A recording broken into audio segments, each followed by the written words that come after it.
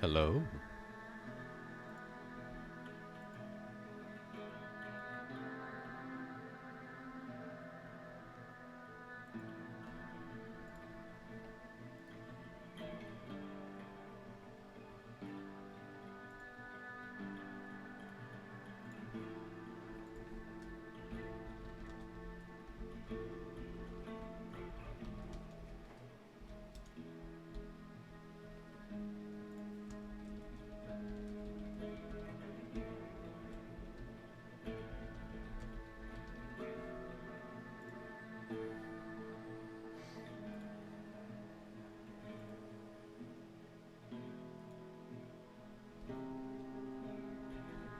Hello, everyone.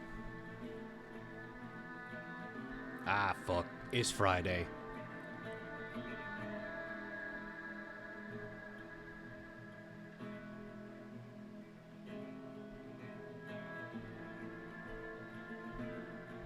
I'm sorry you got a headache, gentlemen. That sounds terrible.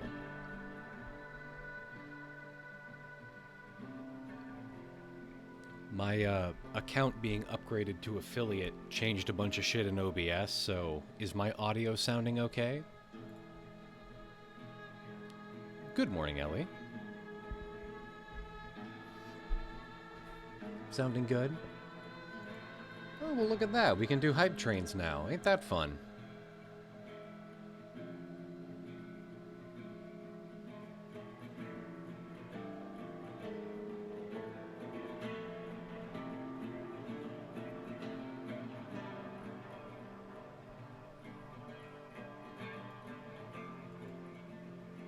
Yeah, I did not expect to get affiliate this fast. I think I have you guys to blame for that.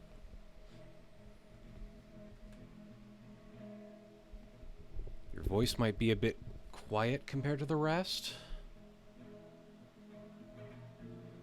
I don't know. OBS is like the center of a lot of very delicate things like web applications and audio drivers and shit, so it's always getting sick and coughing.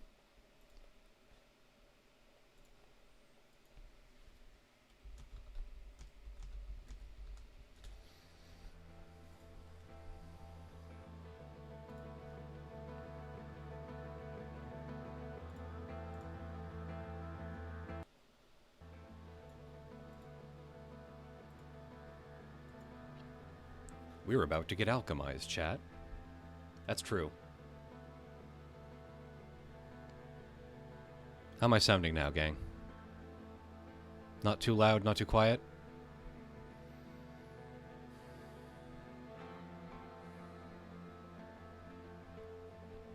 Very good.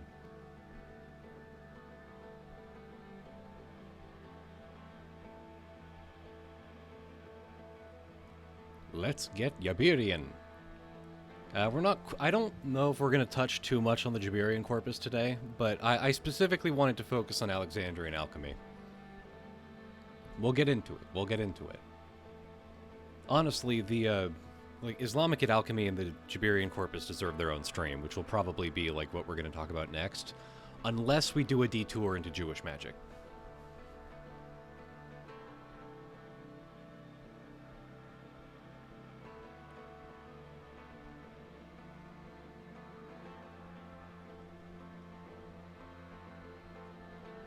Also, hey, thanks for the subs, everyone. Although, I generally speaking make more money if you subscribe to the Patreon.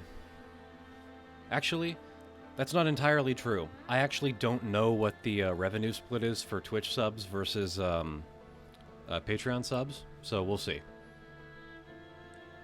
Some Kabbalah in between could be fun. Well, I mean, we're going roughly chronological here. Kabbalah won't be invented for another, like, 1,000 years. No, we'd be talking... Actually, even then, it's like the fucking... Like, the Solomonic tradition and... What, like the Hechalo and Merkava traditions would kind of be around this time.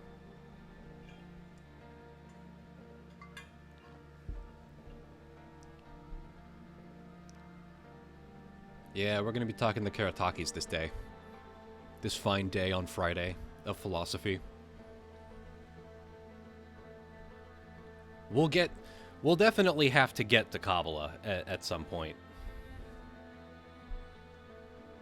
Like, there's... It's just so much history there, not to talk about it.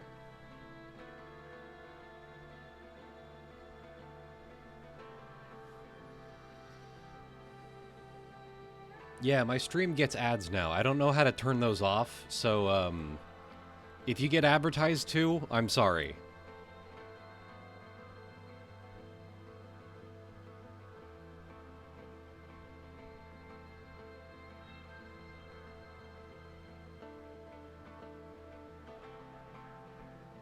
He'll just mail me some dyed copper you're trying to pass off as gold instead of subbing. Well, we'll see about that. We'll see if the patina stuff and how that was considered back then.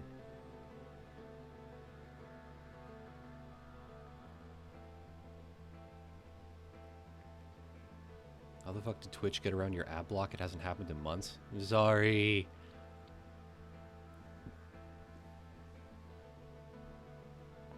You kind of have little control over ads from what I gather, so don't worry about it that much. I will convene with the rest of Meat Planet and figure out the ad situation. We'll figure out how to deal with it. Holds out my hand. Together.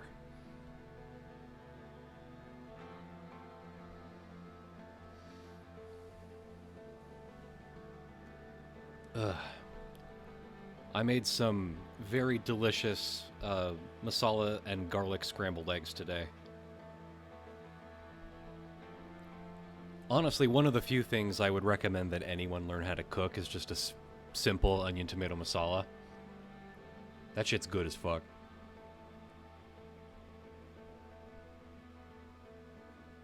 Masala.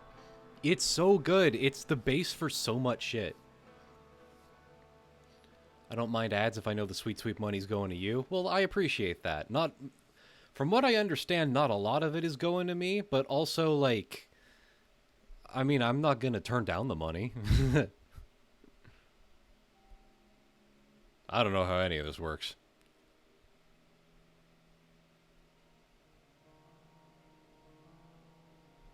Garam masala is the basis of cooking stuff that tastes nice in the UK. Yup.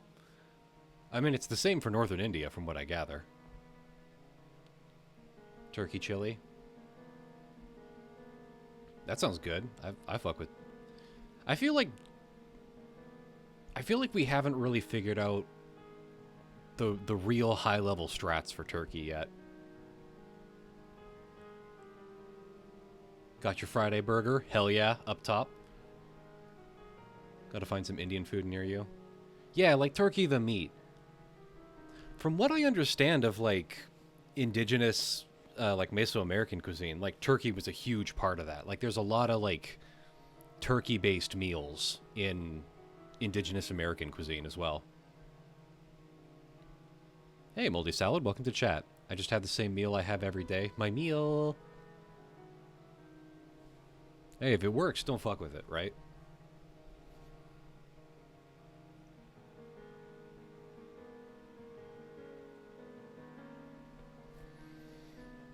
Chili is as high level as I've been able to get it. I mean, chili can get pretty damn high level. Let's not fuck around here, right?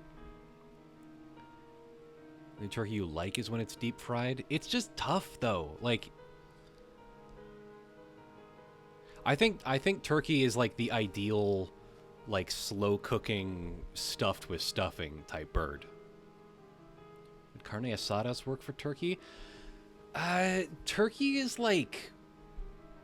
It's just like it's a little bit too low fat, right? It's even lower fat than a lot of chicken. So it's very easy to fuck up, and you can end up with that kind of gross, oily texture. But I think turkey is really good for, like, a classic roast. Yeah, like, dry, mealy turkey is just nasty. But when if you've got, like, a good slow cook on a bird for, like, a Thanksgiving meal, that shit's amazing. I love that. Morning, Bacon Side. Welcome to chat. Turkey and mole poblano, that's fucking for real. Yeah, any fatty, moist bean sauce. I was just listening to the Desperate Acts of Capitalism podcast, then got jump scared coming into stream and hearing one of the same voices immediately. Great job using my thinking brain today. Ground turkey always has an incredible flavor. It makes a superior burger patty. Disagree. I think it's a good burger patty. I don't think it's a superior burger patty.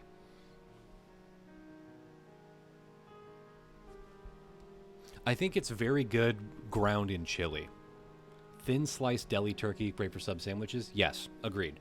I think turkey is like an ideal secondary meat. Like if you've got, there's a lot of torta places by my house, like Mexican sandwiches, where it's like, you know, you've got like a flavor base of chorizo, but then you've got like a layer of thin sliced deli turkey on top of that, and I think that's an amazing texture to have. Only time you've eaten turkey was in a very, very weird restaurant in Poland. From what you're describing, might not have even been turkey. I fuck with a pierogi. Yeah, it's a great accessory meat. That's kind of my opinion. Like, it just takes a... It can be the main attraction. It just takes a little bit of elbow grease, you know? Might have been guinea fowl. Hot take is that chicken meat is really not that great. Find it very dry and bland. No, okay, Azaler, if you find chicken consistently dry and bland, it means that you're overcooking the chicken. Like, when meat is dry and bland like that, it's usually because you have cooked it too long for its fat content, right? Like the fat content of meat is what makes it juicy and nice to eat. And a lot of cuts of chicken, like chicken breast, has very low fat, which makes it really good for like shredding or putting on salads and stuff. But that means depending on how you're cooking it, you can fuck it up really easy. Very similar thing happened with lamb. Cook tofu like Chinese restaurants. Dude, the shit people are doing with tofu is crazy. The inverse of the stuffed turkey is good with ground turkey. Get bell peppers, stuff it with turkey, lots of spices, grill it, have a good time. Yup. Down with that. Taking notes, don't cook chicken too much. No. You gotta make sure it's at least an internal 175 degrees, please. Get chicken thighs, not breasts. Yeah, chicken thighs are generally more flavorful, yeah. And they have higher fat content.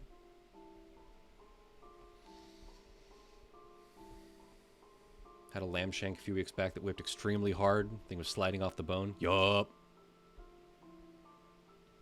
Delis need to upscale rotisserie chickens. Why was meat thermometer banned? Oh, because, like, penis. Yeah, I see.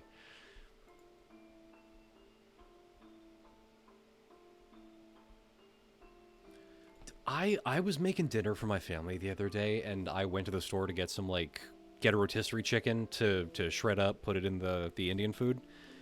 I started taking this thing apart. It's, like, visibly pink on the inside. I had to, like, go back to the store and get another chicken. Because I did not fucking trust this thing.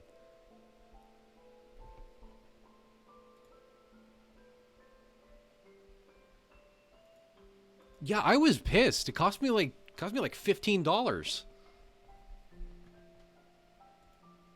What if you freeze some chicken and grate it before cooking? Why not just shred it with a fork? like just do a rough chop, dog. That seems like a lot of work to grate a chicken. Honestly, I vastly prefer the Mexican slow cooker. Cook by color, since the fattest breast, the second the pink is gone, they're done. Yeah. I mean, chicken is one of my less comfortable meats. Like, I'm not as good as cooking with chicken as I am with a lot of other meats. Yeah, grated frozen chicken sounds bad. In a way that you could sell for $30 a plate. Ah, yeah, I see.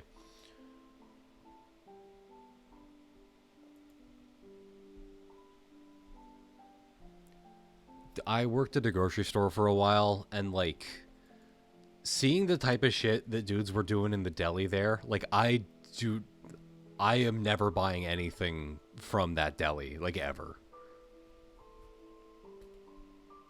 The only thing I trust is the fucking, like, accredited sushi chef that shows up every day to make sushi there.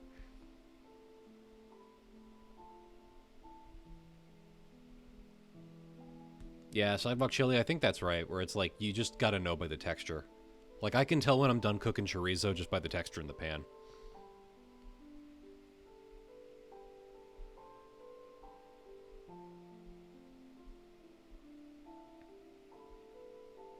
There was a leaner time when I was doing baked chicken breasts like 3 meals a week, and how it works. So how it works is that it's honed. I used to do it all the time. Yeah. Sidewalk chili. I grew up with my family business being a deli in the market stall in the inner city in Baltimore. I've seen some deli sites. What you doing in Warframe today? I don't know yet. I think I've got some frames in the oven. I did manage to get every part of Ureli Prime just by opening relic packs. Oh yeah, you can highlight messages for channel points. That'll be fun. I'm sure once I play toys with Meat Planet, we can set up some fun shit for the stream.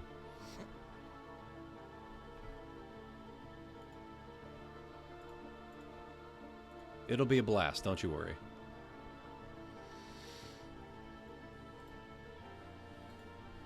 But no, I don't know what we're really going to be doing in Warframe today. I need a fuckload of plastids. My current kind of broader goal in Warframe is to get every frame, like every base frame, and just have a collection of all that. But beyond that, like, it's really just farming for plastids. A redeem called Pet the Demiurge? That's cute. Speaking of Warframe. And speaking of frames that I just got out of the oven, here's base Zaku. Alright, gang. I think it's about time we hit some esoterica. So, today, 10,000 years of plastids farming, the Warframe experience. Yup. So today, we are probably going to be talking about who is often called the first alchemist, but is definitely, like, not the first alchemist. Zosimos of Panopolis. So, any channel earned a Crucify Me redeem, it's this one. Yes, we will be talking about our girl Maria. So, Zosimos of Panopolis was an alchemist in the city of Alexandria around the 1st century. So, this is a real interesting time to be an alchemist. Maria the Jewess erasure. Okay. We don't actually have any of Maria's writings, right? Like, so we can't necessarily call her the first alchemist, because part of it is that we don't necessarily know if she was a real person. It's probable that she was, but like, we can't necessarily call her the first person. Like, Zasimos is the first guy whose, like, actual alchemical recipes we have. Now, there were definitely alchemists before Zasimos, right? Like, in his writings, he talks about, you know, meeting other alchemists, learning from them, studying their work, but we don't actually have any of their own works. All we have is Zasimos talking about them and lauding them. We know that he loved fucking we know that he loved Maria the Jewess, and we know that he loved Cleopatra the alchemist, who were two people that he cites oftentimes in his work. Now, this brings up, like, okay, well, how do we know about this guy? Like, where do we have all of our information about Zosimos of Panopolis? And the answer to that is basically it's one of the most complicated textual histories that we have in Western esotericism. I was lamenting about this in the Discord, but there is no one collection of Zosimos' work, right? Like, the earliest versions of his work that we have are in medieval Arabic, actually, from scribes in the Baghdad House of Wisdom copying down his work and, like, translating them. The first book of alchemical emblems we have is the Arabic Book of Pictures. I forget what the translation of that is in Arabic, but it translates to, like, the Book of Images or the Book of Pictures. and it describes a lot of the evocative things about Zosimos that we're going to get to. But Zosimos from the Panopticon? No, Panopolis. That's the so okay. The place that he's from is actually pretty important. He's from Greek-controlled Egypt, right? So this is Northern Africa, specifically Egypt, in the period of time when it had been owned by the Greeks, the Ptolemies, for a long time now, right? To the point where the indigenous Egyptian religion is kind of falling off. Like, the temple cults are kind of falling out of style. And that is probably not something I'm going to talk much about in the book, but is something that deserves a little bit of explanation in this stream, right? So, the Egyptian temple system was a religious system, but it was also kind of like a state university system. In the sense that, like, there would be a state temple, and it would get funding from the state, and it would be in charge of producing a lot of, like, religious objects, but the state could also, like, commission the people working there to produce goods for the state, right?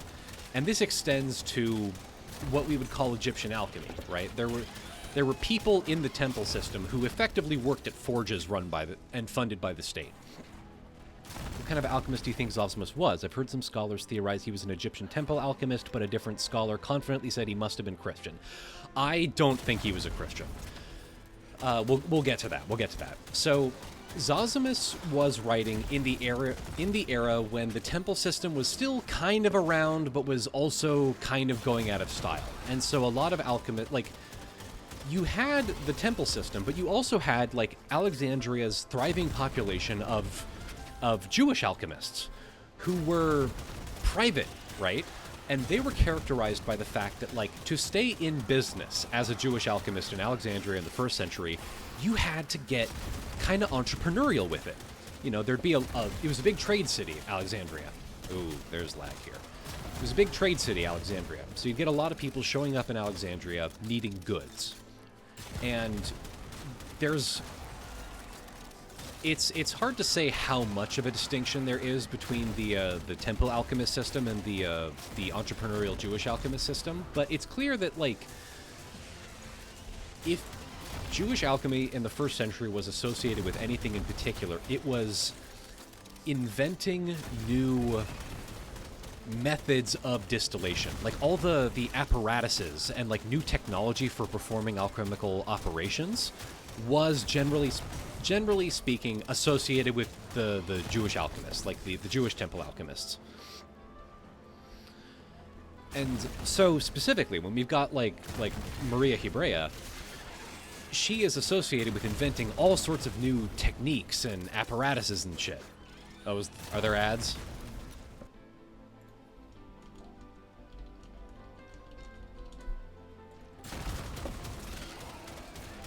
Alright, tell me when the ads are over.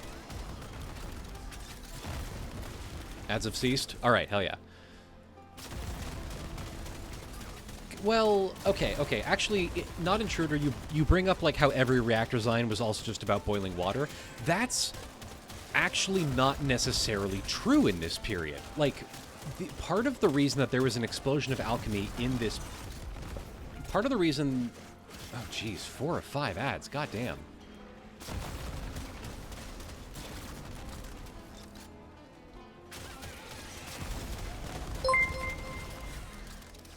Holy shit. Disnag?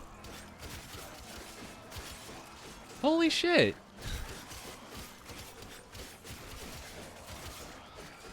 Merci pour l'abandon, mon cadeau. Yay! Un cadeau. Alright, well, we're gonna play toys for a little bit while you guys finish ads. Ads have ceased. Freed! Yay! Okay, so I don't know who it was, but somebody brought up the idea that, like, the idea with a lot of electricity generation, right? Where you've got, like, what do you call it? It's like, I've designed a new generator. Okay, is it to produce steam? No, it's a new thing. And then you look at it and it's for producing steam.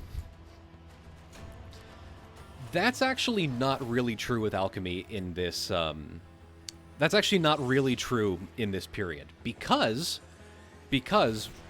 one of the major innovations of this period was people discovering the chemical properties of sulfur, arsenic, and mercury, right? That's the big three of this period. People discovered that these substances have chemical properties where if you get them really hot and then you throw chunks of metal in them, they kind of melt down into a soup, and if you get them even hotter, they turn into fumes, right? Now, people knew that you could do this before, but this was a period when people were like really, truly getting experimental with it. And this is also the period when you have this chemical technology. You have this chemical technology that is also associated. Now you also have the addition of Greek philosophy, right? So you've got all these people writing about science and math, or like things that we would call science and mathematics and whatnot. And you've got them all in one place doing vaguely the same things, right? My stinky, yucky, and shiny substances, and my Play-Doh, right? And so you've got an excellent intellectual framework for devising new techniques for things, along with a lot of knowledge about chemical substances, all in one place. So if Alexandria was itself a big alchemical kiln, you've got all sorts of fun reagents for an alchemical revolution, right? Yes, we will talk about the etymology of a lot of these alchemical terms in a second. My toys. Exactly. And so you've got the sort of tail end of this, what do you call it? The Egyptian temple system, where people are kind of sort of trying to figure out how to do new shit. Like, the company's not gone yet, right? But if you've ever like worked in an office job where the company is like, everyone kind of knows that it's not going to make it for much longer and everyone's kind of looking for a new job and taking side hustles on the time, that's kind of what was happening with the Egyptian temple cult system in this period. And so, May, earlier you asked what kind of alchemist Zosimos was. It's pretty clear that Zasimos was probably familiar with the knowledge and language of the temple cult system, but it's also clear that he was exploring knowledge outside of that. What exactly that knowledge was, it's very, very difficult to say. I made a post about this on Tumblr, but I'll reiterate it for chat. Zosimos is maybe the worst possible place to start for learning about alchemical history, because he is so different from every other person doing alchemy in the Western world. A lot of the scholarship that you read about Zosimos is people having these endless fucking annoying debates about, like, was Alexandrian alchemy religion, science, or magic? Which is kind of like saying, like, was Khosrau II, last emperor of the Sasanians, a Democrat, a Republican, or a Libertarian? Like, he wasn't any of that shit. They didn't have that back then, right? Like, if you brought Zosimos of Panopolis into the modern world and explained these modern categories, like, to him, who knows what he would consider himself as? It's a new set of categories. How he conceptualizes himself is a lot more important for learning about what he actually did. Stop trying to call Zosimos of Panopolis a Democrat, you know? Stop trying to fit him into these categories of magic and philosophy and science, because they didn't exist yet, right? But what we do know is that he was an alchemist, right? Yeah, it's like asking if a historical person was gay, bi, or pan, or whatever. Like, they have their own way of seeing that shit. Like, it's different. You can't really... The closest you can get is, you know, we today might describe this person as asexual, but that's not really a useful term in a lot of ways, beyond just kind of getting people over the knowledge hump of, like, here's how this person might understand themselves. So he called himself an alchemist. No. Zosimos of Panopolis never called himself an alchemist. Basically no one in this period called themselves an alchemist. The term that they used for themselves was the Greek term chemia, or chemia. This is, the term alchemy comes from the Arabic authors adding the al prefix to it in medieval Arabic, adding the exalted sense of like, because the term that they often used, that Zosimos used for himself, was the work, or the divine work. Or he would call it, like, chemia, which has an unclear etymology. I like Fulcanelli's etymology in that it is derived from als and kaimi, which basically just means salt and sap. Like, sap was a common thing that glassblowers used, and it was types of resins and stuff. Like, one of the things that Zasimos would do is fucking, like, what do you call it? It's like coating little statues with kind of resin or gum coatings that made them appear more golden than they actually were. Laundry NT just popping in quickly because I'm super hyped for Alchemy stream, but you can't join. Hey, well, I hope your focaccia's great. You can. The VOD will be posted very soon. Panos. Is an alchemist a guy I can go to for things like an apothecary, or are they more like scientists? No.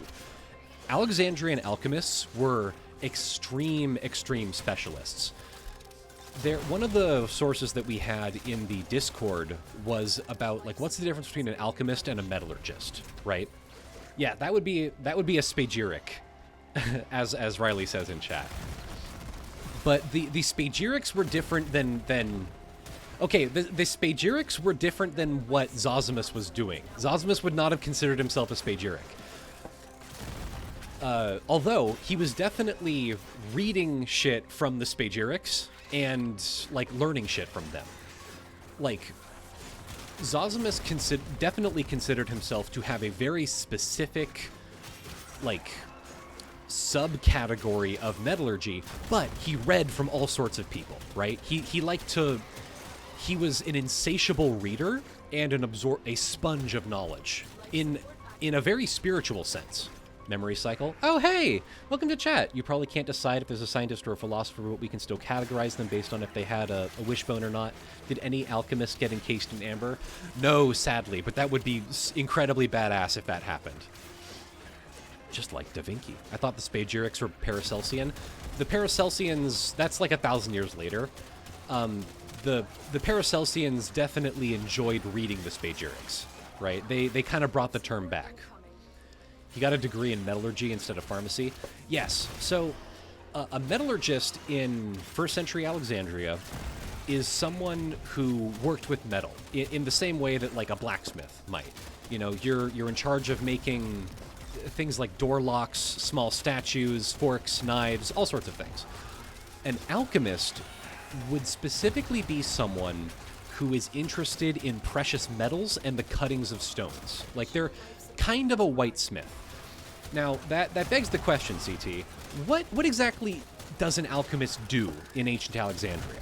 Well, the main things that they would do is they would, like, add patinas to other metals to make them seem more golden. Like, they would color metals.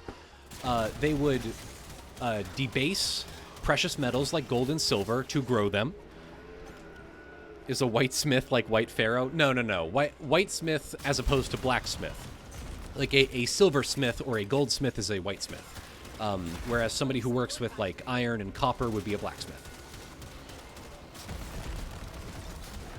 Yo, my big vat of awesome amber.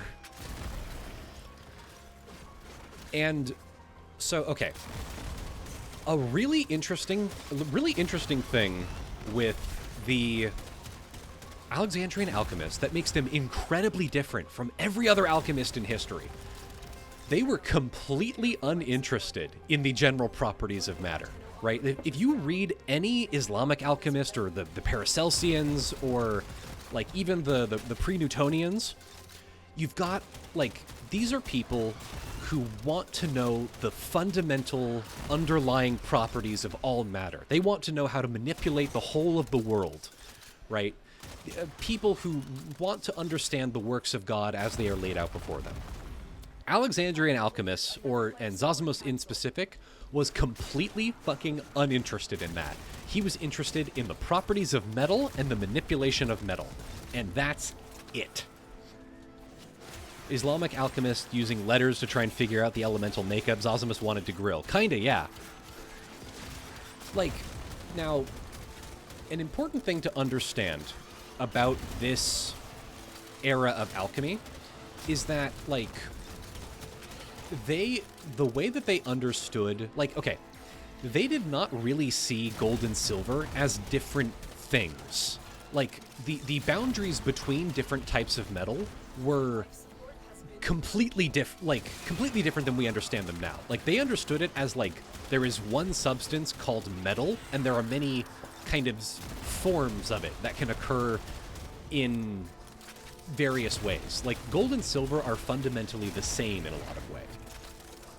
Do you think Zosimos' praise and teaching of women alchemists speaks to alchemy being more accepting of women than most of the Hellenic world, or is Zosimos just based? I do think within Zosimos, you see...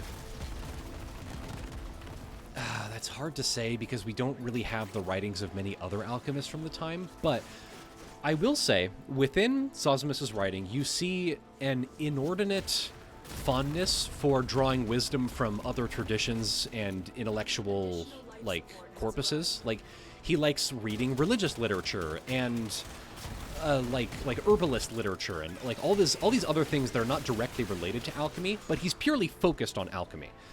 So I think his praise of female alchemists is partially due to the fact that he's just generally speaking, a pretty open-minded individual. But that's also a little based. Like, let's give him his flowers here.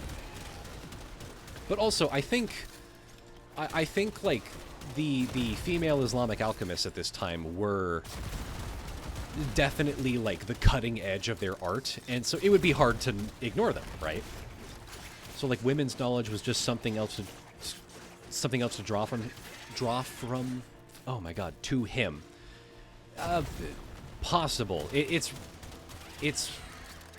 would be very easy to overstate the gender politics of the era. That is not something I'm super familiar with, especially something as specific as, like, gender politics within Alexandrian Judaism at this point. Very difficult to draw any definite conclusions. I don't necessarily want to come down on calling him based or cringe for his opinions on women. We don't really know what they are.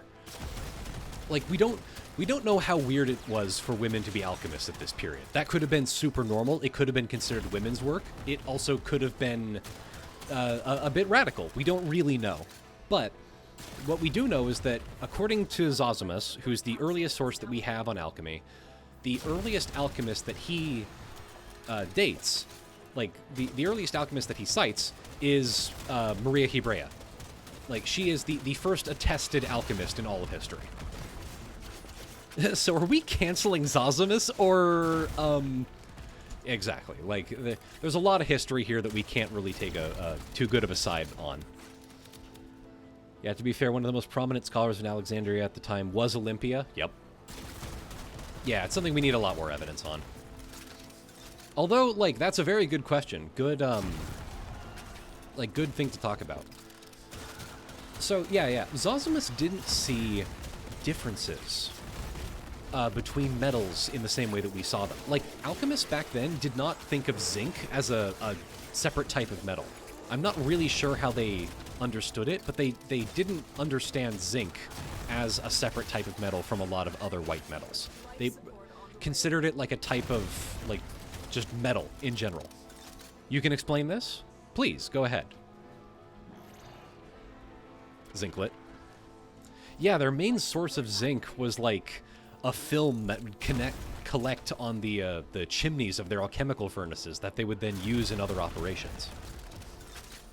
Disaster Succubus. I actually don't play Zaku. I play Lavos. I just unlocked him, and I'm grinding him for the master rank. Yay! You can sub to me now! Yay! Can I come in VC right now? Yeah, sure. Jump in. Fuck it. Do you have permissions? I know that this is something Riley knows a lot about, so this could be fun.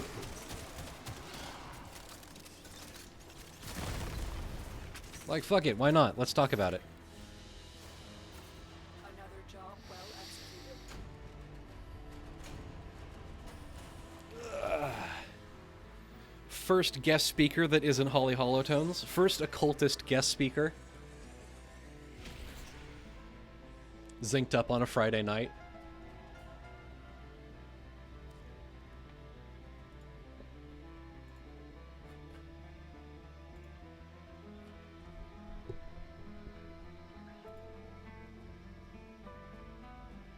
All right, Riley, are you able to join?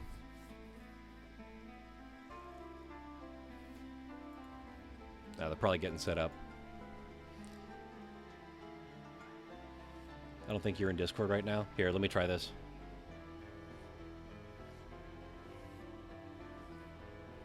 Hey, there you are. How freaks it? How goes it? Hey, you sound good. Okay, perfect. So like, they had you know about like the medicine of metals and like the thing they were trying to find, which would like allow them to open up their like early understanding of an atom, which basically in their like brain it was all protons, and if you could just kind of like get it to open up and insert more protons, you could change the like substance and like weight of the thing and make it into a different thing altogether. Oh, sorry, Riley. There's ads running. Oh well, they missed it. They missed the one secret supreme. Right. The secret supreme. Okay, I think ads are done. It fully refers to the lesser banishing ritual of the pentagram, properly understood as the medicine of metals and the goal of the Y. Okay, is that just back reading though, or is that like a modern? That's back reading. Okay. He's like all the medicine and metal shit is just a metaphor for your immortal soul or whatever, because he's doing magician shit. But the medicine of metals was a thing where they conceptualized the early like atom. Right, they conceptualized having like particles with number, and being something you could break apart and insert things into, and we can do that now, which is really cool. But you know, they had a different conception about the number of particles. Finnegan's Wake hadn't been written yet, so they couldn't do quarks. Right, quarks were invented in Finnegan's Wake. Well, I mean, the word quark, four quarks from Luster Mark or whatever, is from Finnegan's Wake. They just flip to a random page and they're like, we'll call them quarks. Wow, that's cool. Yes, I love that Finnegan's Wake has influenced quantum physics in a small way. But okay, yeah, was the medicine of metals thing was that present in Zosimos' work? Because that's something I associate more with the Jabarian I think it's corpus. later. Yeah. That's later, actually. Never mind. Okay, I don't know what Zosimos' conception of the atom was. It's probably like Democritus, where it's just one thing. He seems to have a Democritus model of atom, just a circle. Yeah, it's actually more like fucking Court grabbed Odo's nose and honked it. And he was the first alchemist, actually, on Star Trek. No, the Zosimos' conception of materials, atoms, seems to be like the Democritus model, where they're just kind of Play-Doh, where there is no fundamental particle. Them. There's no like a. What's he trying to do then? Is he just trying to put more shit on top of stuff? Or so what? okay, this is really interesting, because a lot of, like, I'm sure you understand, Riley, but there's a lot of hay is made about the fact that Zosimos of Panopolis uses very religious, spiritual language to describe the operations of his alchemy, right? So does that mean that he understood alchemy as a spiritual practice? And the answer is yes, but the nature of that practice is basically not in line with any other religious practice of the time. I made a post about this on Tumblr, but it's like, I do think Zosimos understood alchemy as having a spiritual element or a religious element, but if there was a religious that he was following, he was the only member. His understanding of the spirituality of alchemy is very unique. There's aspects of her, like, he's clearly familiar with Hermetic literature and Gnostic literature, and he uses like references and terminology from them, but his understanding of them does not match up with what a Gnostic person would think. Like, he has an arch nemesis. It's like John Dee wherever he went, basically. Like, whether it was like under Protestant rule or Catholic, he was always just kind of a heretic for like having his weird natural philosophy beliefs. Exactly.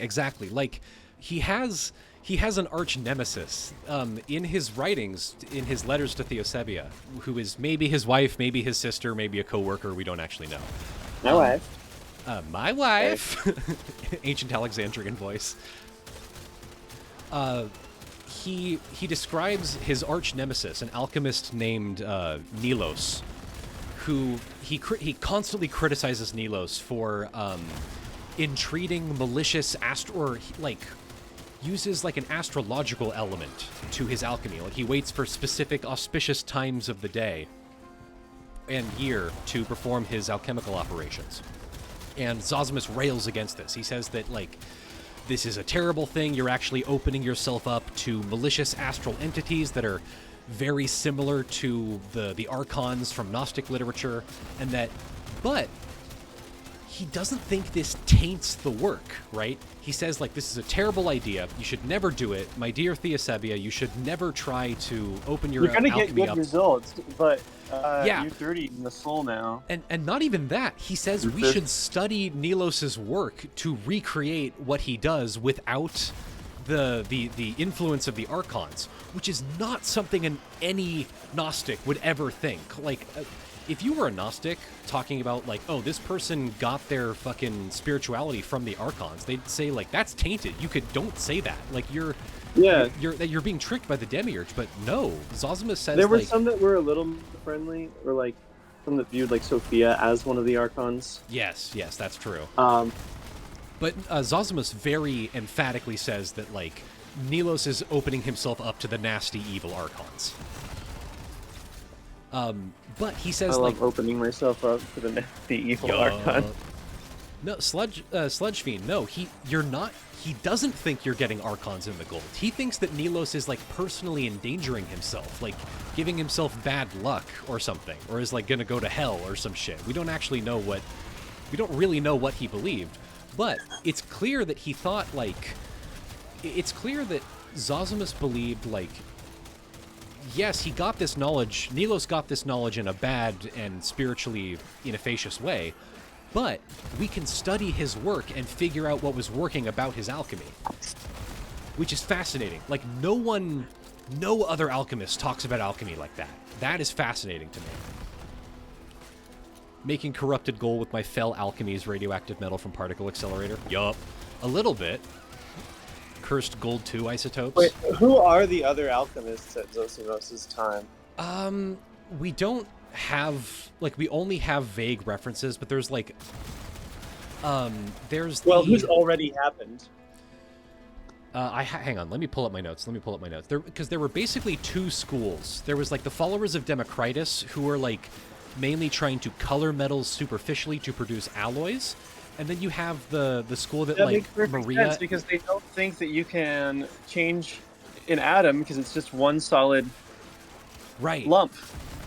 Right, and then you have the school of Maria and Camarius, and those are the guys who invented, like, the Soxylate extractor and the Bon Mari. And then there's, like, a bunch of weird fragments that we don't really know where they fit in. But, like, the followers of Democritus had, like, short recipes, the Physica Chymistica, and they're like the very obscure, secretive ones that are probably descendants of the Egyptian temple cult, because they write with, like, the very secretive prose and the alchemical code and whatnot. But then you've got, like, the school of Maria and Camarius, who are all about their fucking gadgets and gizmos and whatnot. But it's kind of difficult to determine what exactly they meant by gold in terms of the Chrysopoeia, like the gold-making process. Who Did joined they the call? have like This is a Riley bunch of Redknights. different things that they all called gold? Yeah, like it's unclear whether or not like they thought dyeing metal to make it look gold actually made it gold or not, or if they thought they were tricking people. Although Zosimos does rail against some alchemists for being deceptive, false alchemists, though. Like that is definitely something he rants about. That's what you would do if you were a deceptive false alchemist. Exactly. How do you spell Camarius? I'll write it in chat. The longer you fight, the more successful we will be. So, it seems like most of what Zosimos was actually doing was, like, an important part of the Egyptian temple cult was people producing statues for temples, right? Like, metal statues of the gods. Usually had to be made of specific, like, religiously important metals. And you could make them out of solid in gold. Lucian, there's a... Oh, in Lucian, there's this funny little skit where Zeus is trying to assemble all of the gods, and he wants all of the golden ones up front. But that means, like, you know, his family, the Olympians, because they're all made of bronze, they're like bronze statues. Have to like sit in like the middle rows, and then like the clay idols have to sit in the back, and they're all like arguing over who's made of what, or like, oh, Aphrodite is technically made of gold, or you know, she's called Golden Aphrodite in her like Orphic epithets, or her Homeric epithets. And Zeus is like, no, it doesn't matter, we gotta order them in the... And so like all the like foreign gods who have these like little golden idols ended up being in the front row, and they make the Colossus sit in the back because he's too tall. The thing goes on. It's like a parody. It's a satire. Lucian's great. Everyone should read Lucian. That is cute. Here, Sludge Friend in chat. The summary of alchemy text mentions that alchemists considered debasing gold or artificially coloring other metals as not a trick or a scam, but a genuine creation of gold. That definitely covers the a lot of the classical era, honestly. Like, that's what a lot of, like, Chrysopoeia actually was. Like, that's what a lot of gold making actually was. Like, alchemists literally couldn't tell if gold was debased or not. Like, they lacked the technology or the techniques or even the material theory to even conceptualize gold as being, like, debased or, like, you know, ribboned through with, like, silver or something. They just think, like, oh, I added silver to gold, and, you know, I added 4 parts silver to 6 parts gold, and it just made more gold. Like, yeah, if you were an alchemist in 1st century Alexandria, you had a pot of boiling gold, and you added a bunch of silver to it, and then the end product just looked like a lot more gold, yeah, why wouldn't you think that you just made more gold? That seems like a very common sense thing for a person to think, right? Yeah, it's literally like an infinite gold glitch.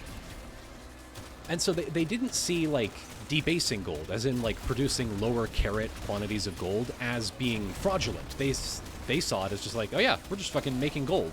And sometimes you can add different materials to it, and it makes more gold, but sometimes it has, like, a red or a little green tint, and people like that. So yeah, I'm making gold. Oh yeah, returning to what we were talking about. Oh wait. Hang on. Kind of funny that we're so anal about, like, oh, 99 karat gold, nobody really cared for a bunch of history. Well, it's not that they didn't care, they just didn't understand metals that way. Like, they just didn't think that was how metals worked. It's less that they weren't... Yeah, they just, like, the idea of debasing a metal just hadn't been developed yet, because they didn't have advanced enough chemical science. They were still doing a pretty advanced chemical science for their time, but they didn't have our modern ways of thinking about it and conceptualizing it. Here, we're gonna extract real quick, and then we're gonna take a little break. When we get back, we'll talk about the fucking, we'll talk about the language that Zosimos used to describe his work. Seems kind of strange with the Was prevalent it Greek? Yup. Seems kind of strange with the prevalent Neoplatonist notions of the time that they didn't consider adding a lesser version of a material to a more pure, ideal, perfect material as removing something from it. They kind of saw it all as metal, you know? It's all just metal. You're not really, like, you're not really impure or anything. You're just combining metals. They cared about it when it came to currency. They could tell by density, the kind of whole thing with Archimedes, the bathtub, Eureka. Yeah, that's true.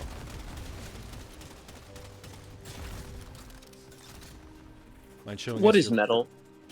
What is metal? Showing us your loadout before the break? Yeah, I'll show you. I mean, this is a very, Look what our Tenno operative just I'm just grinding out Zaku. could not do this without you. Another job well executed. Fuck, Cedo is doing most of the work here.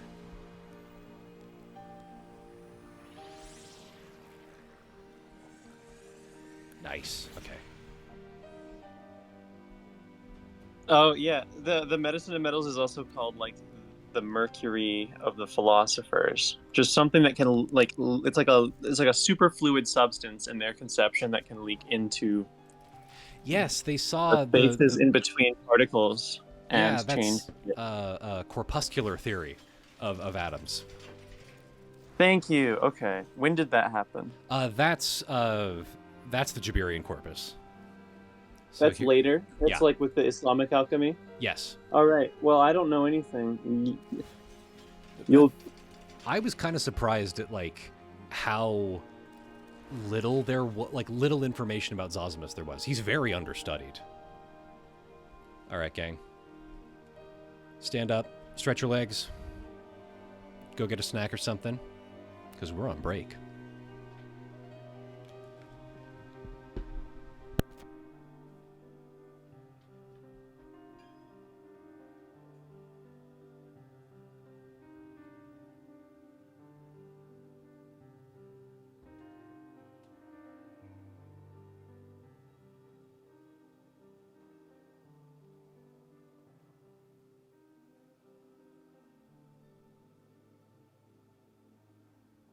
Do you have a copy of that Ouroboros Press Mytho-Hermetic Dictionary?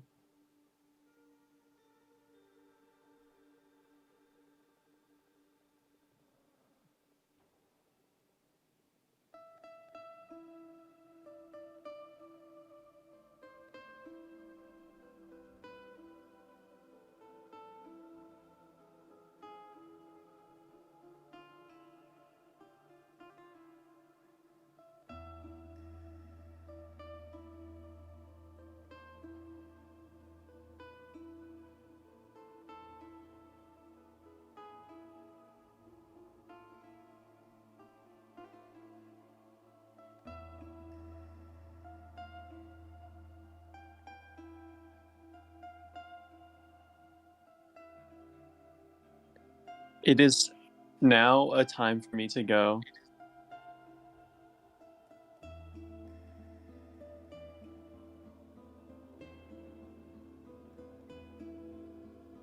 Goodbye, everybody.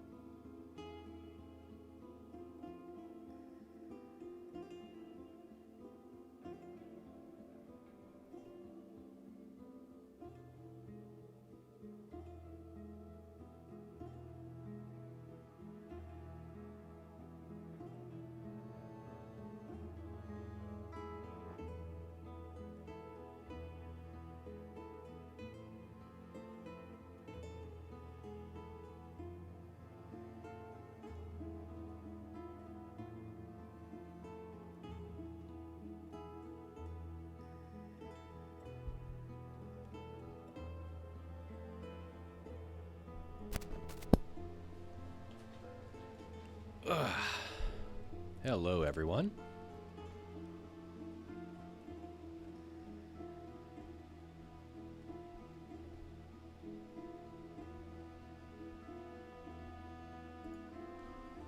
Also, Riley, if you're still in chat, thank you for dropping by.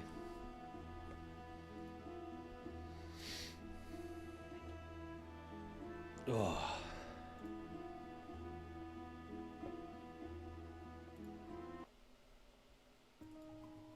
All right, how we doing, gang?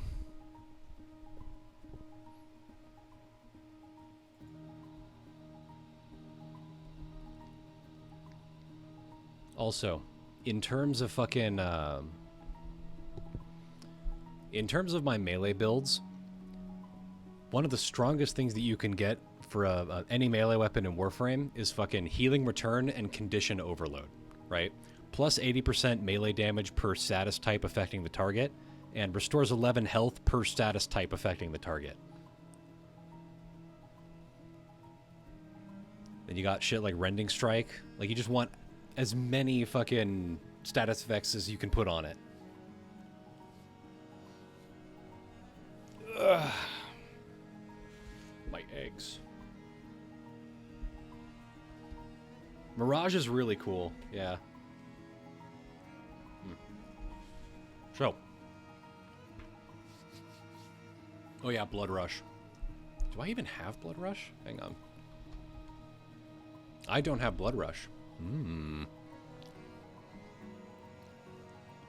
Write that down, write that down! No, my Tommy Gun Cultist, my goal at the moment is to get every base frame, and then as soon as they get a prime, I sell the base frame. Okay, okay. So, on the awesome topic of exactly how spiritual do you feed them to Helmuth? Yup. I want to get every subsumed ability. On the topic of Zosimos of Panopolis and religion, one of the reasons that he is so popular is because our good friend, friend of the channel, Carl Gustav Jung, was really into Zosimos. Fucking loved Zosimos. Couldn't get enough Zosimos. And why is that, CT? Why did Carl Gustav Jung like Zosimos of Panopolis so much? And why is so much of Carl Gustav Jung's philosophy based on Zosimos of Panopolis? Well, dear listener, Carl Gustav Jung really liked dreams. They were, as a psychologist, pretty important, right?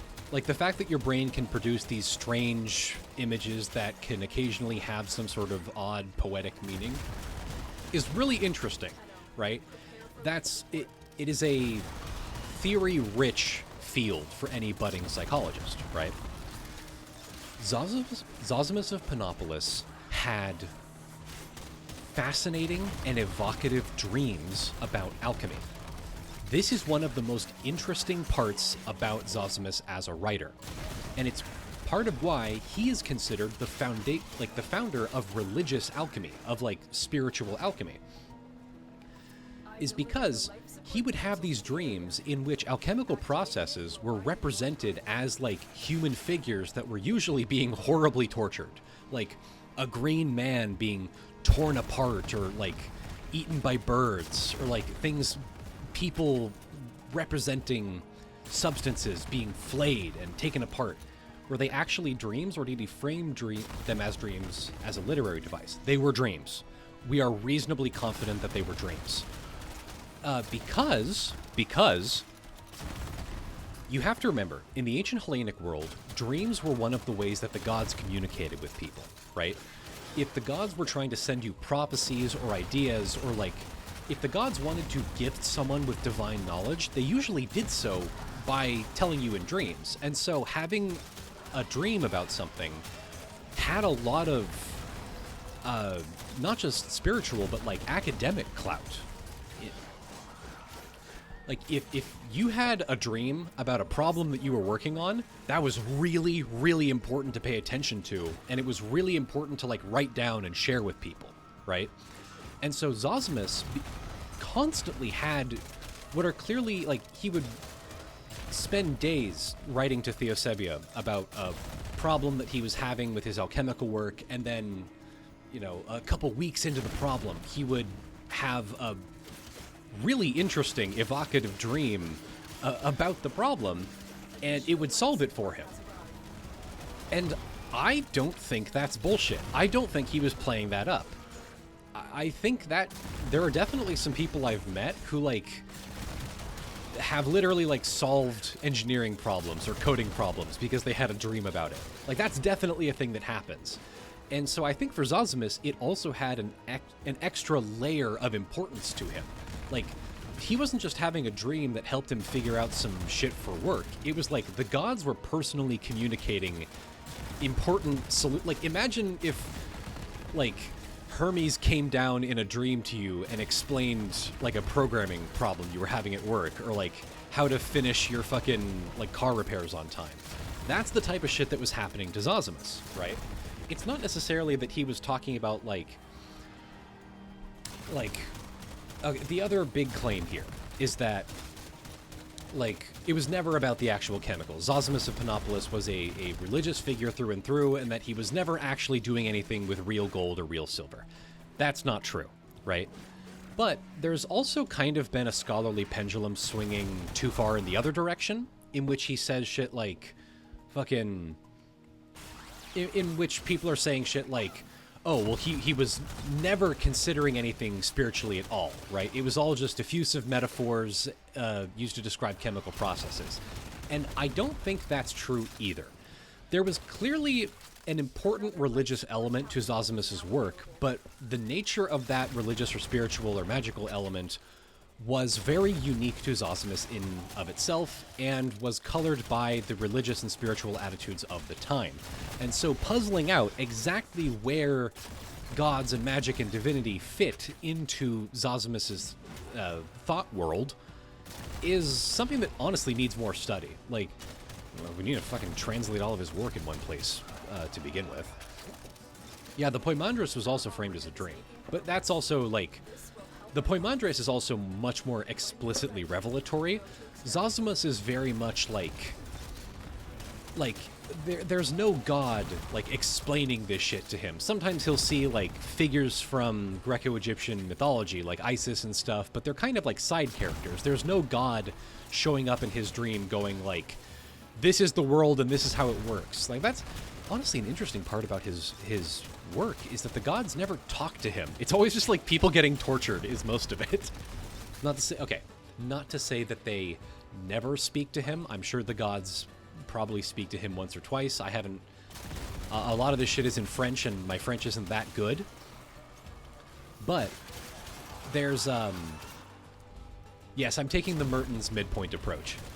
But also I think the scholarship is also leaning towards the Mertens approach.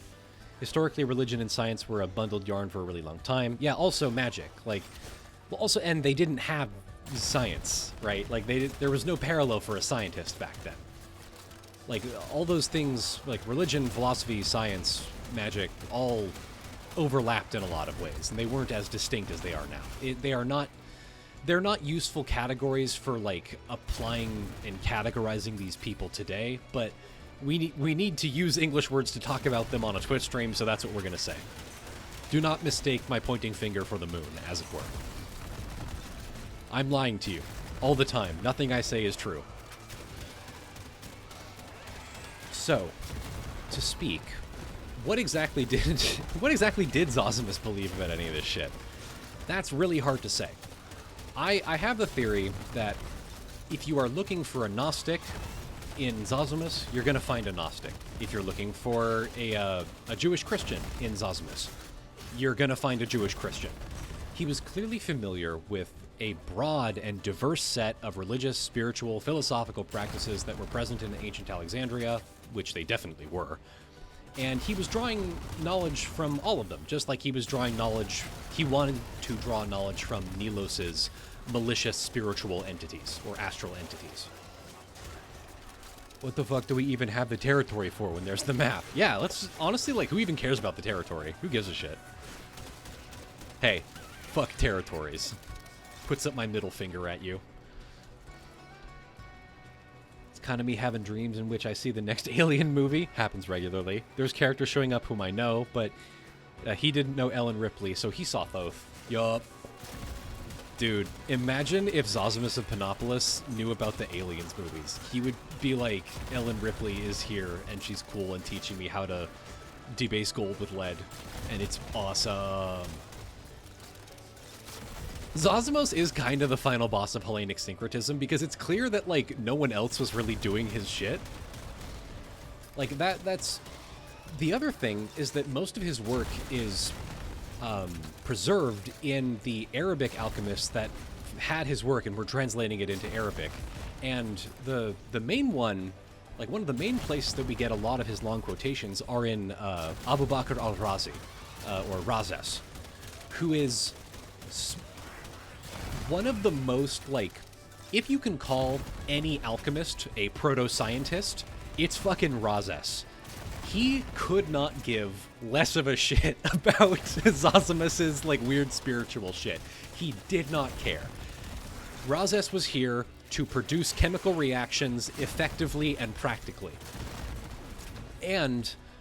But he was quoting, part of why he was quoting Zasimos is that Zasimos constantly talks about, like, you know, participating in the alchemy of the ancients and the you know, making allusions to the Hermetic tradition and the fact that, like, Razes definitely saw Zosimos as participating in this ancient alchemical tradition, and part of the reason that Razes was quoting Zosimos was basically as clout, as a way to say, like, listen, I'm quoting this guy to show that my alchemy is itself the alchemy of the ancients, but also, I am an Islamic alchemist in the Library of Baghdad. I definitely can't be seen to get too pagan with it. So, but he was also just practically concerned with alchemy. Razes was a teacher. He was a tutor of alchemy and was very interested in just explaining the bare bones to people so that they could understand it and then go off and be an alchemist in the Islamic world. So he didn't really need to spend too much time mucking about with divine dreams and the complex divinatory reception history of Alexandrian alchemy. Ancient Mesopotamian barley farmer. I think I would have a fetish for being slowly transformed into a sentient pool toy, if I could conceive of what that meant or was. Yeah, definitely. Am I making sense here? Like, a lot of what we get from Zosimos is, like, the very bare bones version of it, you know?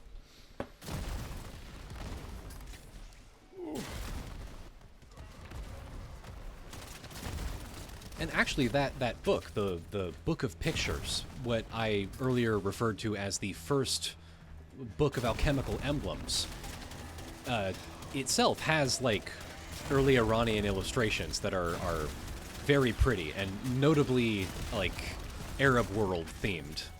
There's one of my favorite images from it has Theosebia, like, reaching out and touching Zosimos with her big yucky hand. How long are you going to stream today? I don't know. As long as I feel like talking. This shit is so cool to learn. I'm glad. I hope you guys, like... If you head over to the Discord... By the way, you can use command !Discord to go check out the Discord if you're not already in there. I post all of my sources and readings and whatnot. And if you want to see all my, like, actual notes when I go through and do the note-taking process and whatnot... Oh, is the Discord command not working? Oh boy. Alright, well, if you want to join the Discord, there's a link in the pinned post on my blog on Tumblr. But regardless, I'll get that working. Regardless, all of my, all the reading and stuff is on the Discord, and if you want to see all of my notes and shit, and if you want to support me financially, you can throw me some money on Patreon. Get all access to all that shit, all the drafts from the book and whatnot. And hey, again, I wouldn't be able to do any of this without y'all or your financial support, but I know it's a tough time to be giving people money, so absolutely no pressure, and I appreciate every single one of y'all. This is also a bit of a celebration of me hitting affiliate today, so thank you. Like, genuinely. Oh, hotfix. Join Thothco now! We can also send you cash via Twitch now, since you're affiliate. We can sub and send bits. Yeah! That'll be fun. Hotfix airstrike. We'll see. I'm not. Most of my money, I generally speak and pay my bills through Patreon. I get a much better. From what I understand, I believe Patreon gets a much better revenue split. So we'll see. I will develop a more specific guide for giving me money later.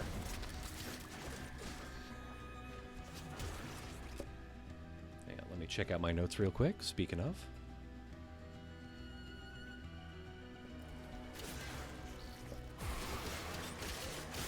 Oh yeah. So there's a book by Shannon Grimes that I linked in the Patreon. And it's basically like, to understand what exactly Zasimos was doing. Subs on Twitch may encourage... I mean, I'm not going to stop you from subbing. Don't do that. Yeah, what Grimy Shannon's basically says, like, to understand exactly what Zasimos was doing... Wasn't Zasimos, like, 3rd century? Romans were up to some quirky glassware back then? From my understanding, he's closer to, like, the 1st or 2nd century. It's possible, though. I don't know off the top of my head when exactly he was dated to. He was definitely, like, post-Christian, at least. To understand what he was doing, you have to understand what he meant by natural. Like, what exactly did Zosimos of Panopolis consider natural about the world, and what did he consider aberrant about the world? And Shannon's work is clearly trying to kind of rescue alchemy from this sort of scholarly pit that is being considered magic and therefore unworthy of consideration. And I think she goes a little bit too far in terms of, like, considering it spiritual, but she makes a lot of very good points about, like, what exactly was considered normal for a person to do back then. Like, I believe, if I recall correctly... Right, I guess we don't exactly have the primary sources. Yeah, that is the trouble with this. A lot of it is preserved in medieval Arabic. And a lot of it is preserved, like, in quotes or, like, cut up in weird places. Like, it's... I understand why we don't have a good compendium of Zasimos' work so far, but also it's, like... It's also across, like, 7 different languages. It's... You gotta learn, like, fucking Coptic and Hebrew and Arabic and Latin and Greek. Like, 2 different dialects of Greek and shit. Things are rough for the Zasimos heads. Zasimos is a cool wizard name. That is true. Also, so is Nilos. I do like that he had a nemesis. I think more wizards should have nemesises who are also wizards. Grimes didn't have any Egyptologists helping her write the book. Well, I mean...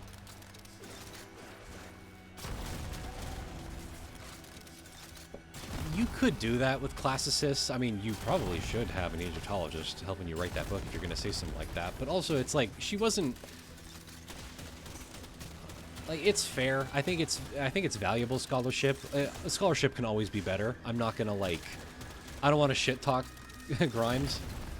Or even a wizard without a nemesis. A lot of fucking wizards didn't have nemesis. A lot of historical wizards.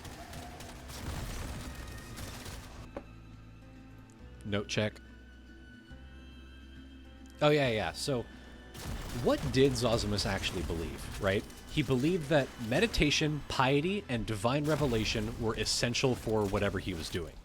He criticizes other alchemists for deceit and magia. Like, he uses that term polemically, saying, like, they're engaging in magia. Some of his recipes have nothing to do with religion. He believes that nature can only be understood through divine revelation, and criticizes Aristotle for drawing sources from lower, more material daemons. He's critical of magic, chastises alchemists who practice it, as far as that fucking got him. Let's see. He believes, and this one's important. This was one of his major beefs with Nilos. He believes that the most pious sacrifice that you can make to the gods is meditation and prayer, as opposed to Nilos, who he criticizes for performing animal sacrifices, which Zosimos considered vulgar, and another thing that opened the door to malicious astral entities. Yes, he also said that metals were soma and pneuma, which, for those that don't know those terms, they are they effectively mean body and soul.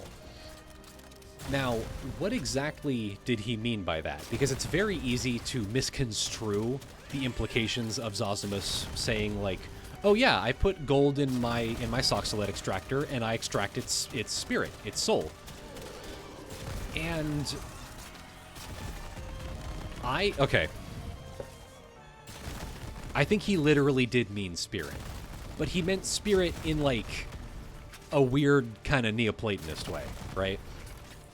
Because from what I understand, from the commentaries I've read on this, if you put some gold in a Soxolite extractor and then you do what fucking Zasimos was doing here, it straight up looks like you're pulling the soul out of the metal. Like colorful fumes start coming off and collecting in your thing, like to the point where it eventually stops being a body and becomes like purely fumes. Or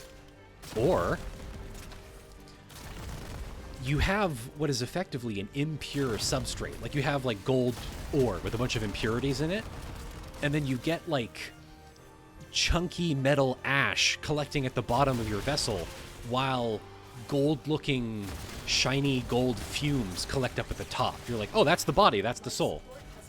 Like, if that's how you understood bodies and spirits working, right? As being like, yeah, pneuma more than spirit. It's like bodies and spirits. Like, you understand that oh my god, if the way, fuck, it's all over. I'm dying. I'll never describe the pneuma at this rate. If the way that you understand the world is through a Neoplatonist version of, you know, of soma and pneuma, body and spirit, and you start doing this shit to metals, yeah, you're gonna call it that. You're gonna say like, oh, the ash from the reaction is the body, and I'm distilling it into its pure pneuma. How are they getting fumes from metals? What temperatures are they getting to? Would it be organic impurities decomposing? That was definitely possible, but a big part of it was mercury vapors, right? Was like introducing some sort of... Okay, we're venturing into the chemical knowledge that I don't really have here, but a big part of this was introducing things like sulfur and arsenic and mercury, things that can maintain a liquid state in the alembic, which then kind of, like, I believe that's what a lot of the fumes are. The term that Maria Hebrea uses for them is the divine waters and divine vapors, right? These kind of highly acidic metal vapors that could then be extracted and distilled and recondensed into things. Like, that's kind of what they were describing. And that's how they were producing a lot of these alloys, was like, you fill the fucking kiln with these substrates, you get it really hot until everything turns into vapors, and then you let it cool down, and it all recondenses into something. I don't know exactly what's happening chemically, but that's generally speaking my understanding of it, is that they were making ores by sublimating and then recongealing things. Yeah, a lot of... Evil Nerevar says that a ton of sulfur oxides are colorful. And that was a huge thing for them, is producing weird colors of smoke. Because that's like, something's happening, there's color.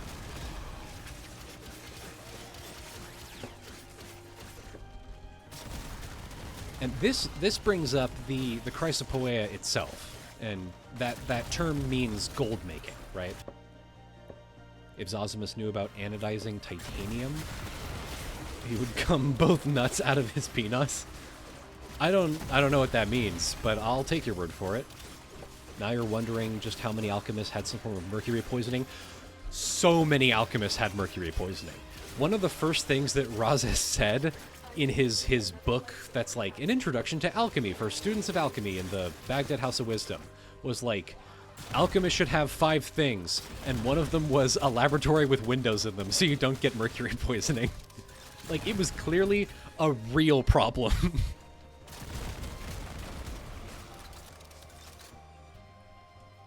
Need to check, but I think there was some electroplating back in Egypt. No, I asked my Egyptology friends about that.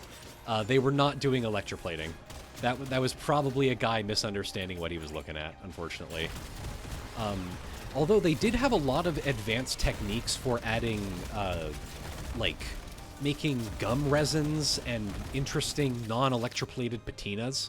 Like, they had some real interesting shit going on with the, like, make no mistake, they were doing some pretty advanced metallurgy, but they weren't doing electroplating.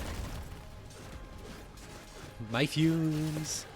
Does his letter on theology stuff, like on Omega, connect to the alchemy? I don't know. I don't know. Image of that chimp looking at the laptop. Like, it could connect to it. It might not connect to it. I don't know. I haven't found a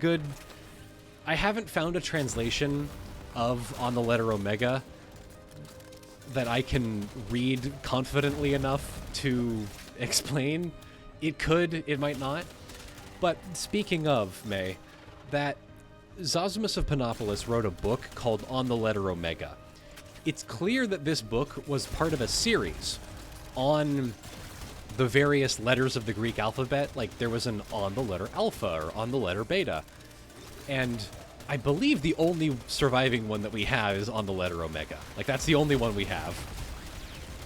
Like, yeah, it was like ancient spiritual Sesame Street. And part of that book was, it is explicit theology, right? So we do know that Zasimos had some religious opinions on shit, and they were a pretty important part of him being Zasimos, but I can't say with any authority whether or not it was directly related to his alchemy or how related it was. It might be. Yeah, it is sad. There's a lot of shit from Zasimos that we just don't have, and it would be so much better if we did. Honestly, I think the next step for Zasimos is just getting all of his works, getting like an academic, scholarly translation in one place. Yeah, but I don't even think the others are in Arabic. Yeah. Very possible. Makes you wonder what it was. How many languages can I read? I can read French, okay. I can read medieval Italian, okay. My classical Greek is getting a little better. I've been trying to work on my language skills.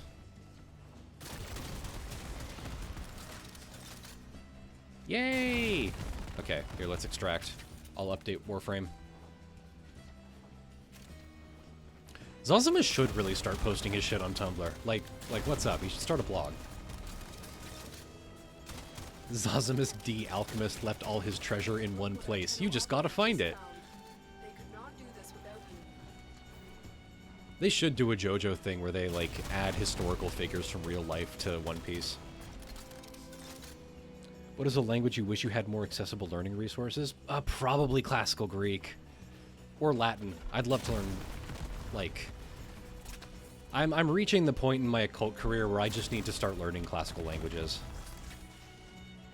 Like, it's time. I need to buckle down and fucking learn Koine. Mission complete. Excellent work, Tenno. I mean, I hate to tell you, but you are the only person who could run a Zasimos blog. Other people could if they buckled down, but I have free time, because I'm being paid by you weirdos. Isn't there a minor One Piece character who looks exactly like Marx or some shit? I don't know. I need to revisit One Piece at some point.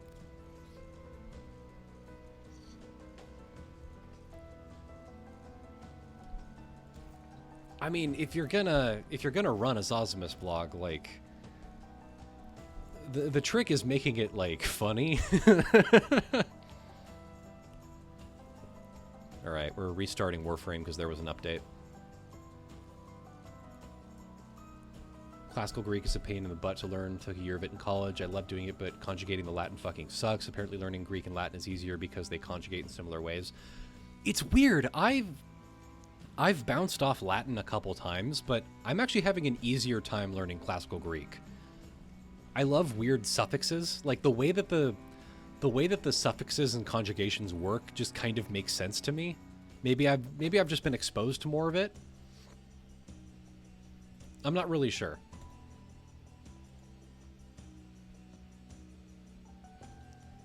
My goal is to like learn classical Greek and then learn Latin and then just use that knowledge to learn like every Romance language. Can you speak any other languages, or is that a whole level above? I can speak enough French to not embarrass myself. And even then, my French friends make fun of me for my accent.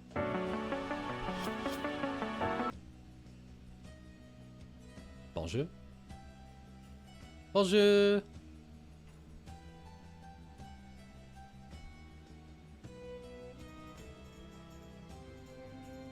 Time to run for 5 William years. Yay!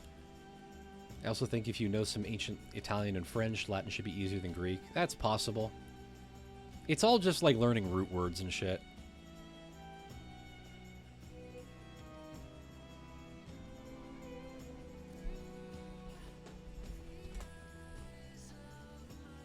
Alright, logging back in. And we're back. Alright, how is our Zaku? It's time.